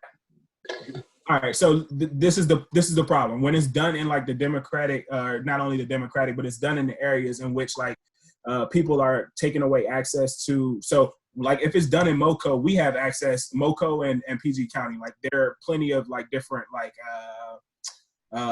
United States Postal Services and like drop boxes and different things of that nature that could be easily utilized. But at the same time, when that shit in like different rural areas, not necessarily talking about like in city areas, but like in rural areas where there's nothing else around, and like you literally have to venture off and go down like the dirt paths and different things to try to find like an actual mailbox and different things. That's when it's fucked up. And that's where I think like the fucked up part about it is, because like I was saying, like if it's done in like the Democratic areas, like it's also the Republicans, or some of the Republicans, have no problems with like venturing off and going to different places, standing in polls and standing in lines and shit, knowing that, you know what I'm saying, like I don't give a fuck about masks and all that bullshit. But like some of the Democrats or some of the people are thinking like, you know what I'm saying, it's better than whatever the situation is, and I actually want to place my mail-in vote in. And so when you actually take up mail-in votes and you actually are making people go to the post office and go do different things that are outside of their norm, that's when it's going. That's when it can fuck up. But and yes, granted, like some people don't mail off shit, but the appearance of it during election time, that's when the shit looks real shaky, real iffy. Yeah, it looks shaky. It's not even looking iffy. We everybody who has a fucking conscience in here, and who has been to school, y'all niggas know this shit is for what it is. It is exactly what it looks like. It is exactly what it looks like. This nigga is trying to fuck this shit up. He does not want niggas voting. He already said that shit. It's simple as that. He literally already said if they win, it was rigged. He already called it now. While pulling away mailboxes, it's already rigged. Yeah, if man. they win, it's already rigged. It's like, he just be wilding, man. This is the wildest motherfucker I've ever seen on TV ever. It's like the whole like format to do so. Isn't that like it's fit to be rigged anyway? Like why are people mailing in shit? Like who's to say like this amount of votes come from this amount of area? Like you can rig the shit regardless if that's the format. Like why can't people just fucking vote the regular way, be 6 feet apart? Like niggas is in Walmart in lines. Like what's the difference? You can wait in line at Walmart 6 feet apart, fucking pay self-checkout and shit. Like why can't you do the same at your local elementary school? Like what's the difference? No, so I think the difference might be basically like, so at Walmart, hopefully that shit is a quick trip. That shit is a quick trip, whereas though you know what you're doing. You still gotta stand outside most of the time to get in the goddamn Walmart. Right, but I know, but that's what I'm saying. It's still a quick remote. It's supposed to be a remotely quick trip. You go with a woman. Okay. but so what I'm trying yes, but at the same time, like you know exactly what you're going in there for, and like you know the estimated duration of the time that you're going to be in there. Like with polling, you're right. You don't know exactly how long you're going to be in there, especially with some shit. Yeah. But like with polling, like legit, like you're based off of somebody else knowing the system. You actually have to go like so many different layers of like different things. And once again, like I bring up the like standing in line for the election. Like yes, I love to do that shit. But I remember, like I said, I remember when we had to vote for Obama, and like literally that fucking line was dumb shit out the door. Like however long the line was, like standing in line for hours. So let alone you literally are standing in line for hours when you're 6 feet apart. Like, and then you already know how, like, hypothetically speaking, we are black people. Like, if you ride by the line, see that shit, like regardless if you know that shit is, if you know that shit is for voting, if you see that shit down the street, you're like, oh, I don't give a fuck if this is a paid day off for me or not. Like, legit, I'm not about to stand in this line, and this line is literally wrapped around the church parking lot, whereas though, and I remember, like I said, I remember the Barack Obama jump, the 2008 election, and that jump, the parking lot was literally draped around the corner. Yeah, stupid. Let alone that was before. Wait. That was before 6 feet apart. So if that shit was down, like that shit would literally be down the block. Yeah. Mm-hmm. How long was you in line? You remember, Al? I was in line for like 3.5 hours. I remember it being like 3 hours at least. Damn, 3.5 hours? Yeah. You doing it all willy-nilly though. Well, easy then. That's easy then. Because me personally, so if we're equating Walmart to standing in line to go into Walmart right now with the pandemic and going into voting or whatever, before then, I would expect to at least stand in line for at least an hour for voting or whatever. That's I don't know. That's how I was. I Why expected this can't they break nigga it down by like last name or some shit? Why can't they break it down by last name and what day you go? Like it's still gonna be like that? Yeah, that would make sense. But your You just gave my idea. Your boy is president, so we're not gonna. No. So it's not in the Constitution to break it down. So It's not. I mean, the same way like Trump can't. I mean, the way he like insinuated that he was going to push the election date back. Like the same way, like in the Constitution, it says that the election is held on the first Tuesday of every November. And luckily for me, like, I always remember that shit because either that was my birthday or that was my mom's birthday, and like we used to get off of school for that day. But like it's like set in stone that it's supposed to be the first Tuesday. And I think the only way you could break it down, I'm sorry, not the only way. One of the ways that you would be able to break it down was like try to break it down by like time slots, and then I think that would be fucked up because like people, your job is supposed to let you off for that. You're home anyway, shit. Quarantine. That's not a law. That's not a law. They're not supposed to let you off. That's not a law. They are supposed to let you. They're supposed to let you off for a lot of periods of time. They're supposed to give you at least 2 hours. That's a law. But do you know USPS? When you go into work. You know, USPS is $160 billion in debt. Yeah. Huh? Who? The Postal Service is $160.9 billion in debt, and they was only 2.1. They was only my back. So that's why they snatching up mailboxes. There was only $2.1 billion in debt as of 2006. Like, what the That's fuck? why they snatching up mailboxes, huh? No. Nah, that ain't the reason why they snatching up the mailboxes. The reason they snatching you alluded to the shit, but I mean that's a whole different thing. No, what I'm saying, that's what your man gonna say though. I go from 2 to 160. And USPS has been around since like 200 years ago. Yeah. Yeah. Just a Pony Express. That's right. Just a Pony He Express. right Just he a right Pony like this. Express. And they're like the only like government agency that they don't get paid off of taxes, right? I don't think so. But I do know for a fact that, I mean, I'm not sure. they're the government agency that literally is assigned to supposed to, and I know they don't, but they're supposed to drop off mail each and every day to every neighborhood house. Whereas though, you know what I'm saying, UPS and FedEx and DHS and all those other like shipping companies, they're not obligated to, you know what I'm saying, go into the neighborhoods, the residential neighborhoods on a day in and day out basis. And I think that's why, you know what I'm saying, USPS is so vital to how our government, I mean, not only how our government is run, but how our society moves and how our society shapes. Because like USPS is like obligated to go. Once again, we know sometimes USPS doesn't go into every neighborhood on every day, but supposed to go into every neighborhood on every single day, every single Monday through Friday day or Saturday, whatever the days are. But they're supposed to go in through every day. Whereas though, you know what I'm saying, UPS and all those other shipping companies don't necessarily have to go into neighborhoods on a daily basis. Yeah. I would say USPS is like, even though like they get a bad rep, they better than fucking UPS. I fucking hate UPS. I agree with that. I agree with that shit like Fuck you. But they're not better than Amazon. It's like USPS versus UPS is like the professional standard is like completely different. But from what I read, the reason USPS is in debt is because like something with their pension plans, like they're obligated. They have, I think it was some bill passed in around 2006. This was like Bush term, and they're like obligated to pay it within a certain amount of years. So if like you put like 10 years of work in, they have to like pay that shit back. Off of 10 years of work. And that's specifically for them? That's not about right. Yeah. Oh, okay. Fuck that shit. Damn.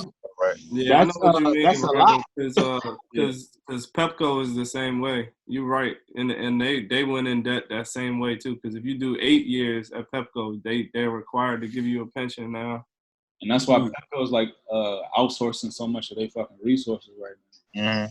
They be forcing niggas into retirement and all that shit. Mm-hmm. Yep, that's something about right.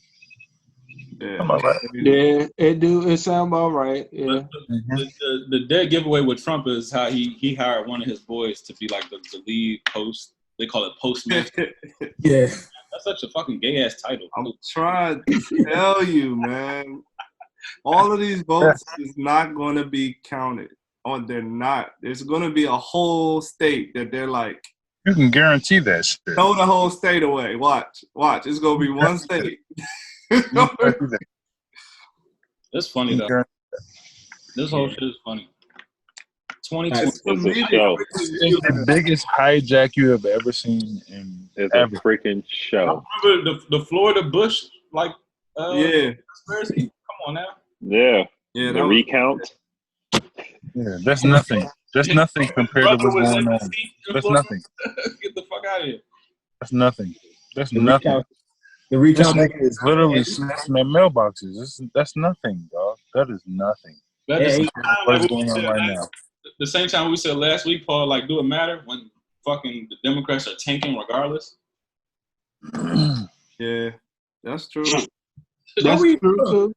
So can I revisit that for a second? Are the Democrats tanking?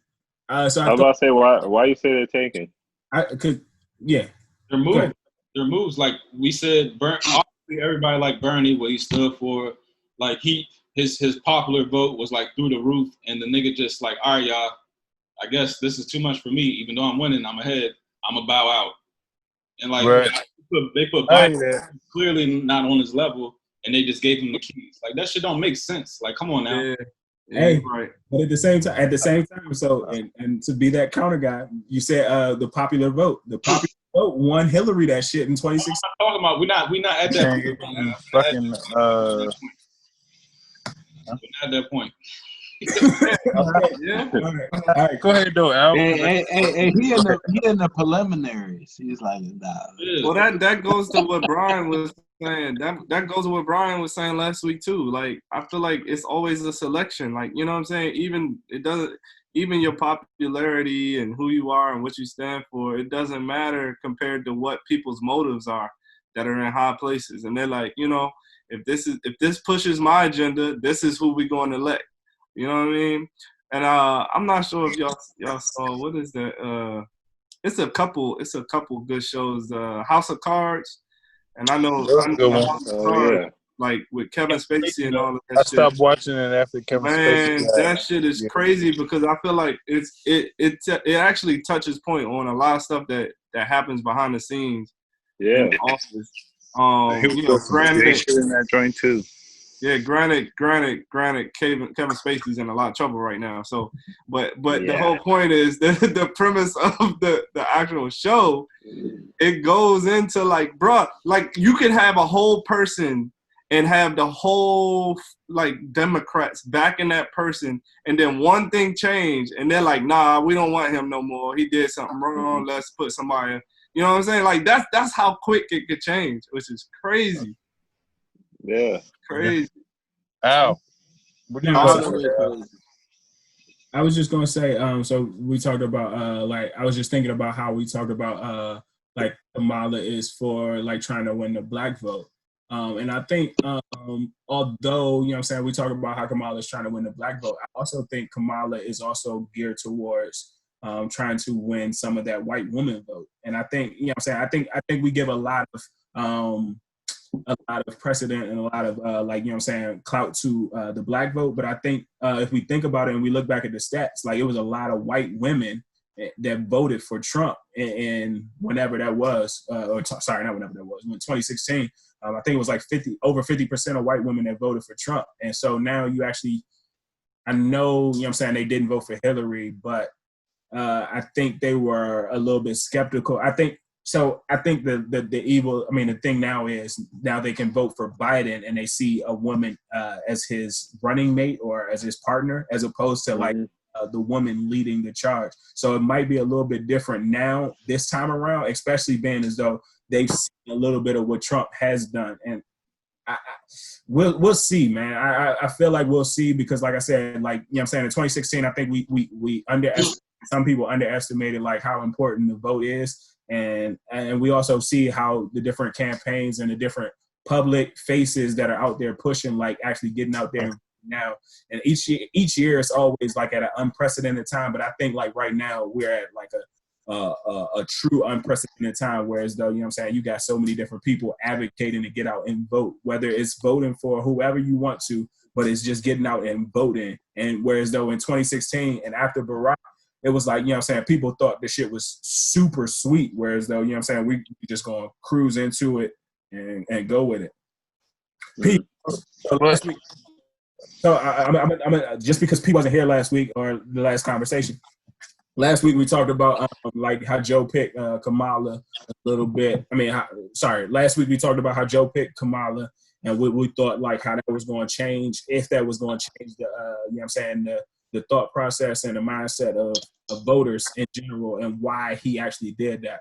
What's your thoughts on I guess remotely of the election? You're not necessarily even who you voting for, because you know what I'm saying, that's always near and dear to you. You don't gotta share that if you don't want to, but like what's on the Kamala pick? What's your thoughts on the presidential election and everything like that? And I don't follow politics heavy, but I do think that was like a good pick.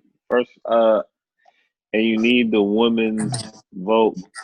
Right now, it's a full-fledged movement for women to be, in political and just powerful positions, help motivate the culture.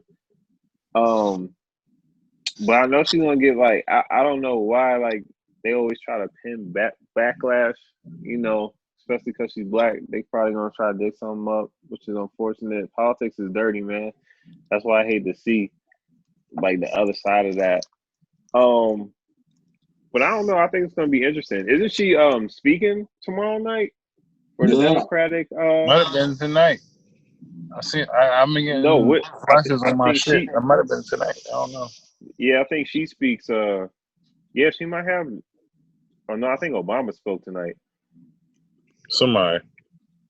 Either way, I think it's still like a power move. Well, look. I got this question though. Because it's a lot of people like not fucking with Kamala Harris or whatever. I know she had the whole shit. Let's get her name right, Kamala. Whatever. Before I say whatever the fuck. Whatever the fuck. Look, I'm just saying, like, I know it's a lot of people not fucking with her. Black, white, whatever. Yeah, why?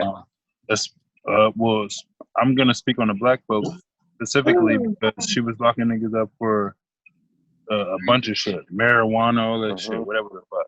She was, what was she? District attorney or some shit over there in California? Prosecutor, yeah. But can we not just, just besides all that, can we not just be happy that we have a black vice president? I'm not gonna go say female, but a black vice president coming in this joint. What are you trying to say, Simo? It's because I see a lot of haters. They're bringing up shit that she locked these people up. She did this, she did that, or whatever in California and all this other shit. I'm like, can we not just be happy that we have a somebody black that's going to be in office or whatever? It don't matter if you black. If you stand for It does not matter. So you're saying that you feel as though there shouldn't be an opposite side to what you're saying. You're saying that you're comfortable with knowing that there's only one side to the story, as to knowing the other side, right? No, what I'm saying is we have Trump out there joint. We already know how detrimental he has been and how he makes America look like a fucking ass out there joint. And America's supposed to be the top. They're supposed to be the echelon. You know what I'm saying? America's supposed to be the echelon, upper echelon of everything. But it's like I'm seeing a lot of, because I be in the comment section on everything or whatever. And it's like there's a lot of people really hating on Harris. They posting pictures. I seen the picture. This supposed to be the first vice black vice president or whatever. Black Power, and they show a picture of her and her family. You know, her husband's white. They got he got white kids or whatever. They talk about Black Power, basically trying to shit on her and shit. I'm like, Yeah. hey, can we get something? No, Can we just first and foremost, like, you know what I'm saying, this isn't about like the color. I mean, like, yes, it is about the color of her skin, but it's also not about the color of her skin. Whereas though, you know what I'm saying, we have right now we have Ben Carson in office, and he's one of Trump's right hand people on the staff. And you know what I'm saying, if you're not necessarily like truly benefiting Black people, like Ben Carson he might be a great doctor and a great person, but I think he's like the Secretary of Housing. Like, and so if you're yeah, I have no idea why he's there. I have no idea why. But he's a Black person. He's a Black person in Trump's cabinet. So you know what I'm saying. We can't just be satisfied with like having a Black person or Black face, because that's the tokenism that we're used to. And so, like, you know, yes, she has her policies that are fucked up, but Yeah. that might have been right. And I want to look this shit up, because I saw something, and it was like, you know what I'm saying, like when we talk about her locking people up for marijuana, they said that she. I never said it was for marijuana, but she does have record number of not even people. I'm not saying Black people. Right. There's record number of people incarcerated in the state of California during her days as, you know, prosecutor. But Right. demographic, there's more Black people locked up in the state of California, so that goes hand in hand. Yeah, but so.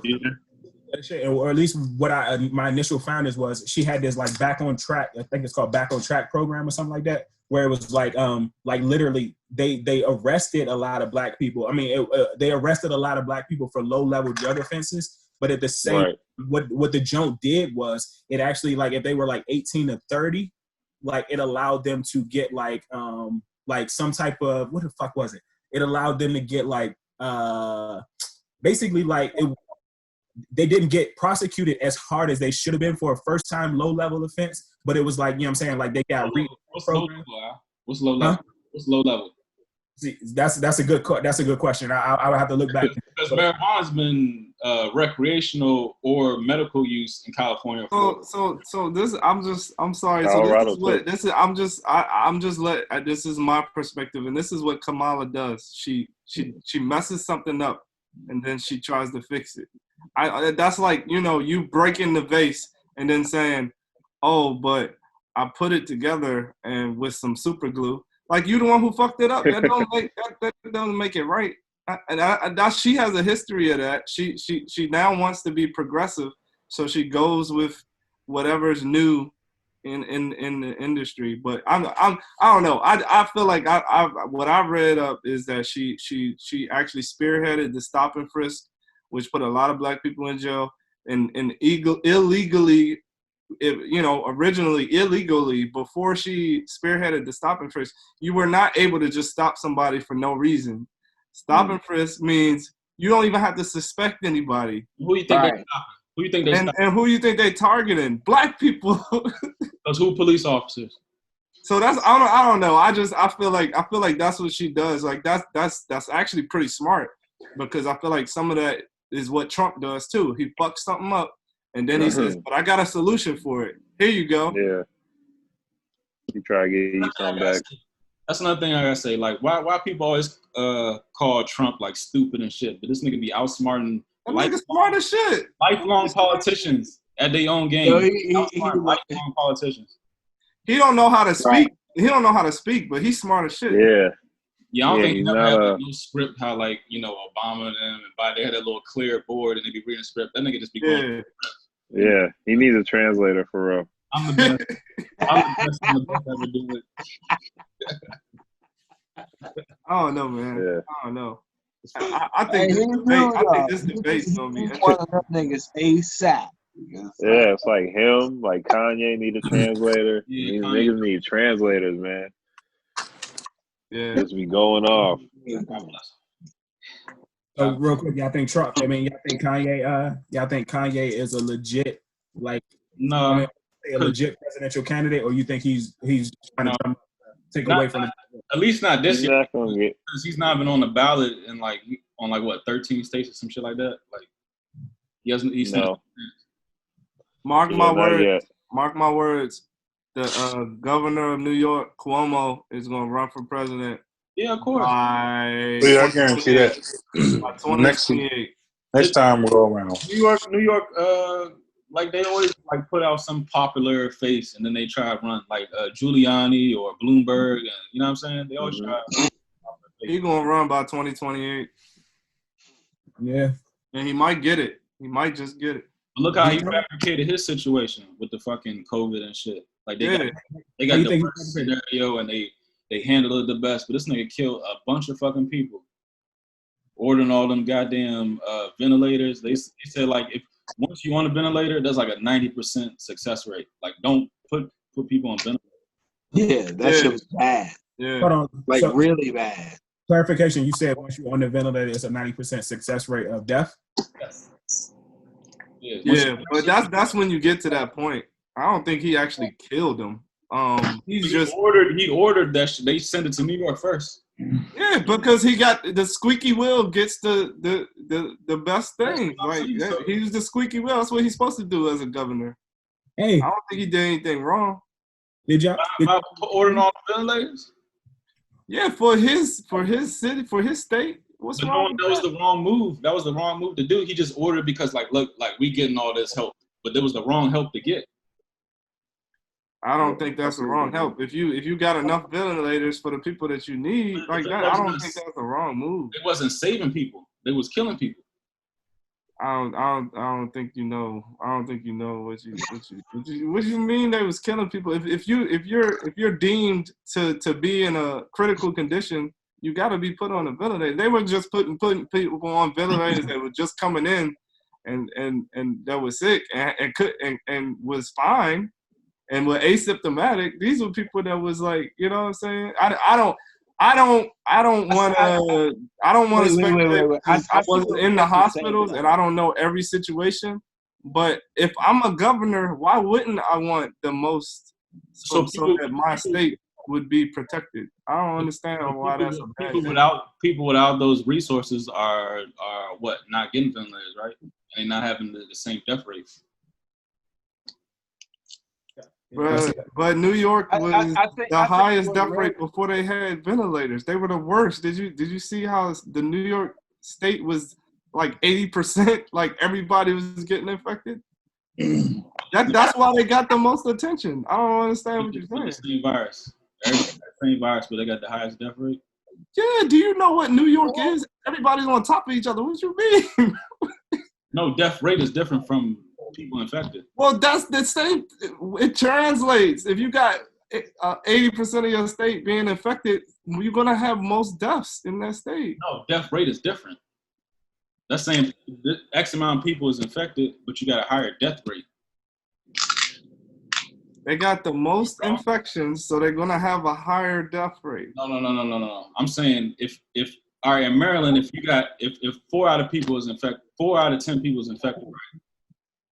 Versus 8 out of 10 people infected in New York, and they both got, but New York still has a higher death rate, people dying because of the virus. That's what I'm saying. I think one of the things Paul is getting at though is like, you know what I'm saying, like, so in Maryland, hypothetically speaking, in Maryland, for the most part, and you know what I'm saying, there's always different things, but in Maryland, like, ability to spread out a little bit. So you can quarantine, you can isolate yourself from X, Y, and Z if somebody has it. However, in New York, you know what I'm saying, like, you're living, you can be living. No, I'm saying, all right, if you're infected, right, once you have the shit, the chances of survival, that's what I'm talking about, the death rate. Like death rate compared to infections, right? Like once you have it, like what is your chances of living? Why is it higher in New York than here? I don't think any of us are doctors though. We can't predict what is spreading. We can't predict what strand is spreading over there compared to what we got here. It's a different strand. It might be. I don't know. I'm not an expert, but I know sometimes when you catch a cold. Listen. I know sometimes when you catch a cold, it might be worse today than it was last year. I mean, I feel like I'm not at the liberty and experience to tell you that's the difference because it's hitting harder over there. I couldn't tell you that. I ain't a doctor, but How? It's the same fucking virus.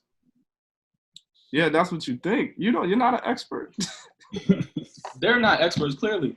Exactly. We have no idea. I still think we don't know even 80% about this virus. So, Nobody. I don't know, knows. bro. Nobody No. knows. Think Y'all about it. This virus is technically only 6 months old.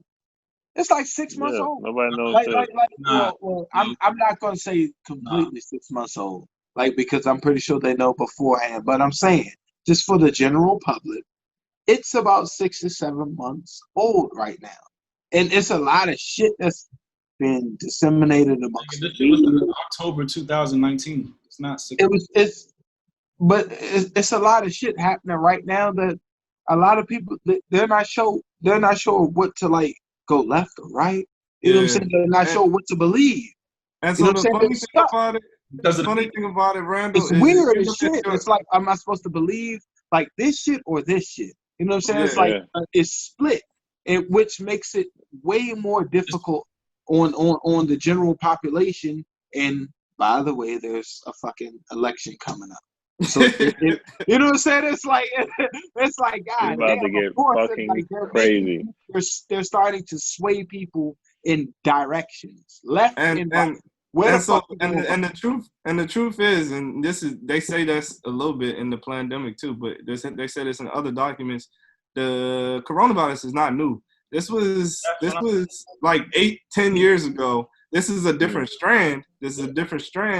But that shit ain't new. That's why I'm kind of saying, Randall, we don't know what type of strand is being spread. We don't know if it's like, But they we saying don't know if it's heavier somewhere else than it is here or whatever. I don't know. I'm just saying we don't know. We don't even know the fucking vaccine for it. So we have no idea what the hell it is. We don't got a vaccine for it. That's dead to me. I'm not fucking with no vaccine. I ain't fucking with no vaccine either. But my thing is, if they can't come up with something to counteract it, how the fuck do they know what exactly it is? That doesn't make sense to me. They're skipping animal trials to come up with a vaccine. That's not good. That's not good at all, bro. That's not good, bro. About to be So what is the purpose of the shit? Like, think about that shit. They're trying to make their profiting off the shit. Yeah. Skipping a whole step. Yep. That's like a chef just like making a fucking dish and not taste testing the shit. Like, yep, exactly. Just putting this on your plate With the garnish. And giving you money to try it. Be like, okay, you gotta sign this waiver, and then here's $100,000 if you die.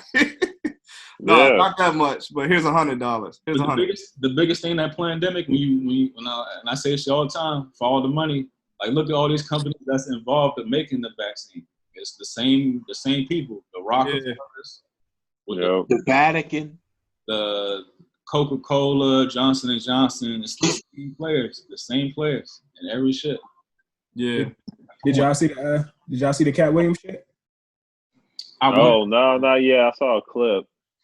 So I ain't gonna try to go into it too deep, but he talked about Hart Island in that junk. Like, Hart Island apparently in like New York, like where like all the dead bodies, the unclaimed unclaimed dead bodies go to correctly, and to New York.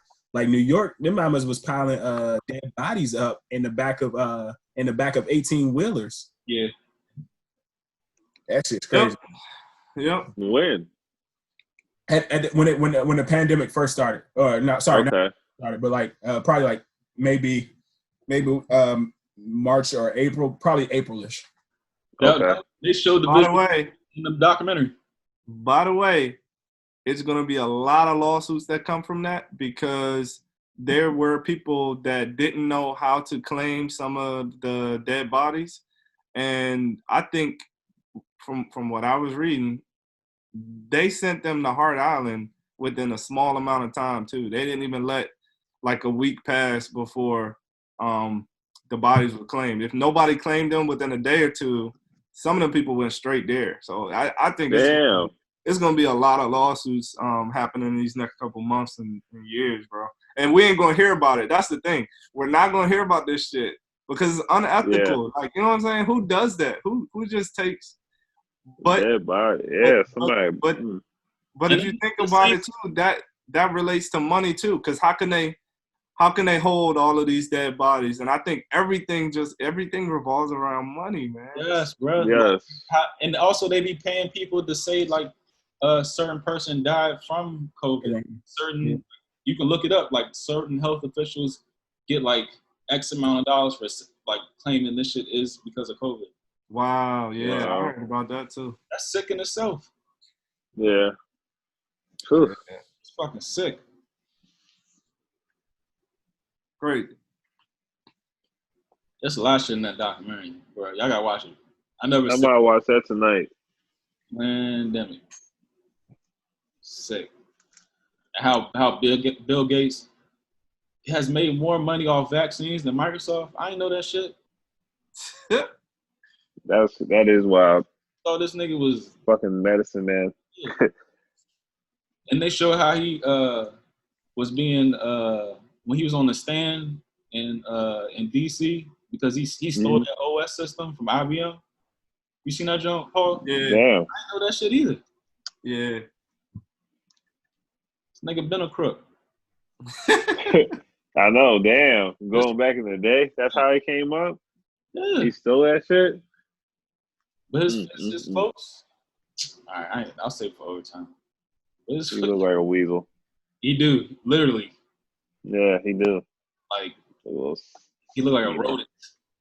They be like wiping their nose and shit like that. Woo. All right, we got a couple minutes left. So to leave on a lighter note, I'm switching this shit all the way up. 8/24 is coming up. Today is August 19th. Probably by the time we have another show, August 24th. So that translates as 8/24, Kobe Bryant Day. I think California named it as Kobe Bryant Day. But yeah, what's your favorite Kobe Bryant moment? Man, I actually got that one his rookie year when he first came in, and they were playing at the Coliseum, I think. And then that crossover, and then the dunk. Hold on, bro. Like when he Wizards, chill out. Yeah, that's not no disrespect, but that was like his first time on the scene. That was That shit on was Ben nasty. Wallace too. We had Ben Wallace. Yeah. Oh man, poster off the break too. That's when they had like Eddie Jones and shit. The Lakers. Chill out. Yeah. Nah, that was a look. That's only one of so many though. Yeah. I always like him All-Star game. I'll be real. I was never I was like a Kobe Bryant hater. Yeah, I was too. And I said this, like doing. but I was at his last game at Verizon Center when it was the Verizon Center. Okay. Yeah, I went to his last game too. It was straight Lakers fans. I ain't never liked how other fans our shit, but it was a little bit magic in there. Yeah, but I mean, But like, Laker fans. I really didn't start liking Kobe till like recently, like watching his relationship with like Gigi and them, and coaching her, and Super Bowl. like, especially like his like seeing his like business acumen, like he was doing like business shows and like how aspect, or like hearing him speak other languages to other players, like he was very intelligent. So yeah. Outside of him being selfish, like a nigga used to like literally shoot his team out the game sometimes. Yeah, for real. But that was his desire to win, and I really didn't understand the shit back then. I just looked at him as a fucking size box, but exactly. yeah, he was like the ultimate competitor. But yeah, Al, best Kobe Bryant moment. Shoot. For me, well, you know, I was a Kobe fan growing up, and it was a microphone Bush, but this dunk competition. I don't know if anybody else remember it, but it was a slam dunk competition just because, like, I know he was a rookie, but he was also a phenom at that stage of his career. and like for him to be in the slam dunk competition, especially looking back now, and you see all the different Oh yeah. top tier athletes that don't participate in the slam dunk contest, and for him to do that, did he go back to back? Did I make that up? He only did it one time, and He won it though. yeah, but You're supposed to do it. One and done. You're supposed to. Yep. exactly. So for him to and for him to do it one time, or him to do it one time and actually be done with it, that's probably one of my greatest memories. And then of course I don't know if anybody else said it, but the lob to Shaq against the Blazers. Ooh, that's a good one. Yeah. That commercial was like no fans in the stand. They like put the fans in the stand. I like that jump. Yeah. That was always up there for me. That was an awesome moment. But and when you look at that and you see it over and over again, it's like, who could have beat Shaq and Kobe at that time? Like, I'm just perspective. If you see how athletic, The Kings should have beat them if it wasn't for. They should have. But if you see how dominant, if you see Follow how the money. Tim Donaghy. If it was for Tim Donaghy. you see how dominant Shaq was though at that moment. Yeah. It was crazy. But that goes to the point of like literally, I know we always talk about it, or people always talk about it, like the only person that can beat you is yourself. And like literally, that was like the only people that could beat them was Kobe and Shaq, and like that team was the only people that could actually truly beat them. But like, man, 824, man, rest in peace, Kobe, rest in peace, Ben, rest in peace, Kobe, KB.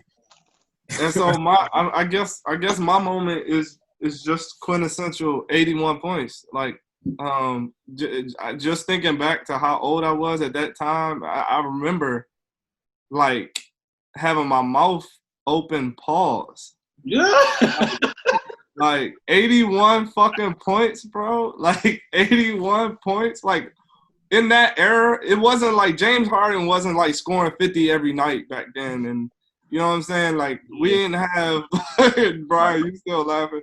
We didn't have like Russell Westbrook getting like triple doubles every night. Like that was the era when you know what I'm saying? Nobody was scoring over 50 at that time. And this nigga dropped 81. And he dropped 50 in back-to-back games, or was it 3 Yeah, he dropped 50 in back-to-back games. But even still, as you think about it, like even 81, like yes, Wilt did 100, and Kobe did 80, and Devin Booker did 70 something. But it took Devin Booker approximately like 10 years after Kobe did 81 to 70. And then like the funniest part about that, the 81 is Jalen Rose said the shit the other day. He was like, after Kobe scored 81 on him. Like the commercial. He ordered 81 olives in his martini or some shit like that. Yeah, that's some superhuman type stuff to me. Still to this day, I'm just like, bro, you gotta have some type of killer mentality to score 81. So that's my moment. And to Randall's point too, man, that Bama was smart as shit. Like he was talking in different languages. If you look how much of a notoriety or status he had in China and Japan, like they looked up to him like a god. Like I'm not sugarcoating it. When he went over there, like it was like mayhem. I think they revered him more than we did actually in the States. So just a testament too to how smart the Bama was. Like he spoke like 6 languages. How old was he?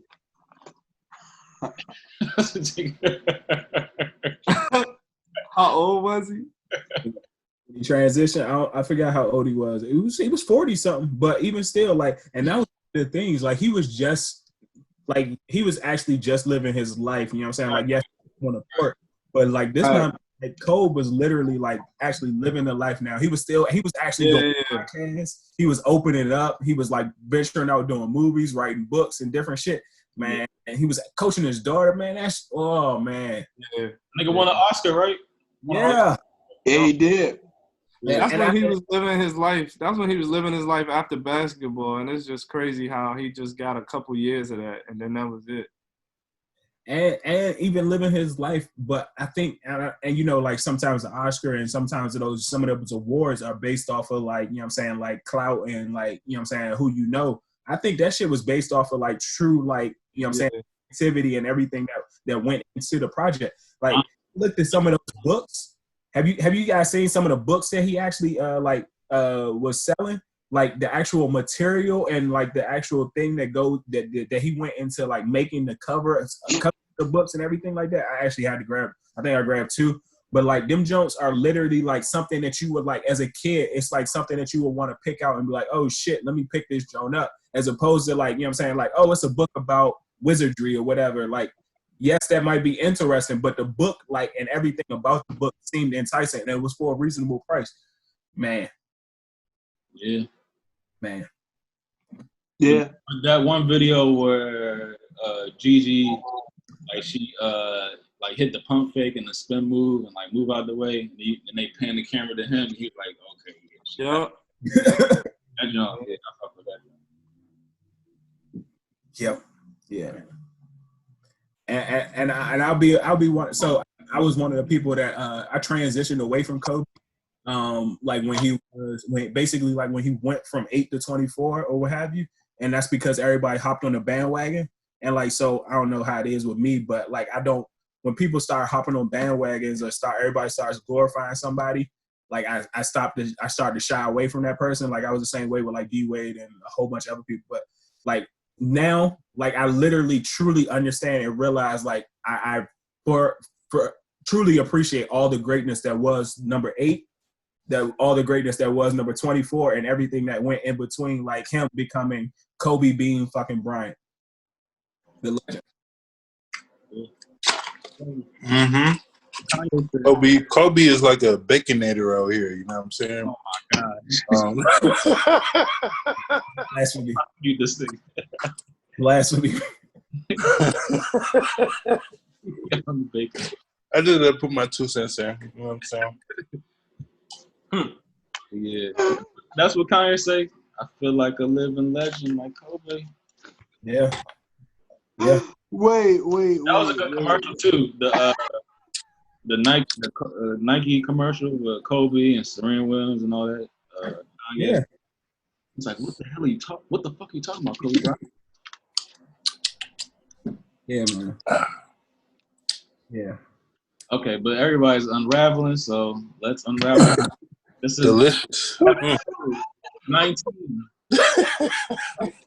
God damn it, boy. Episode 19. Thanks for sharing your feedback in recent days. Corey, you're not gonna get a sponsorship, bro. They next. Keep commenting us. Fuck us on the IG, because like this IG, I think it's gonna help us bridge the gap. So it's at the Flight Room TV on IG. Here's the link, and keep it interactive. And I want everybody to be safe. Tune in to Overtime 10 next. Boom, boom.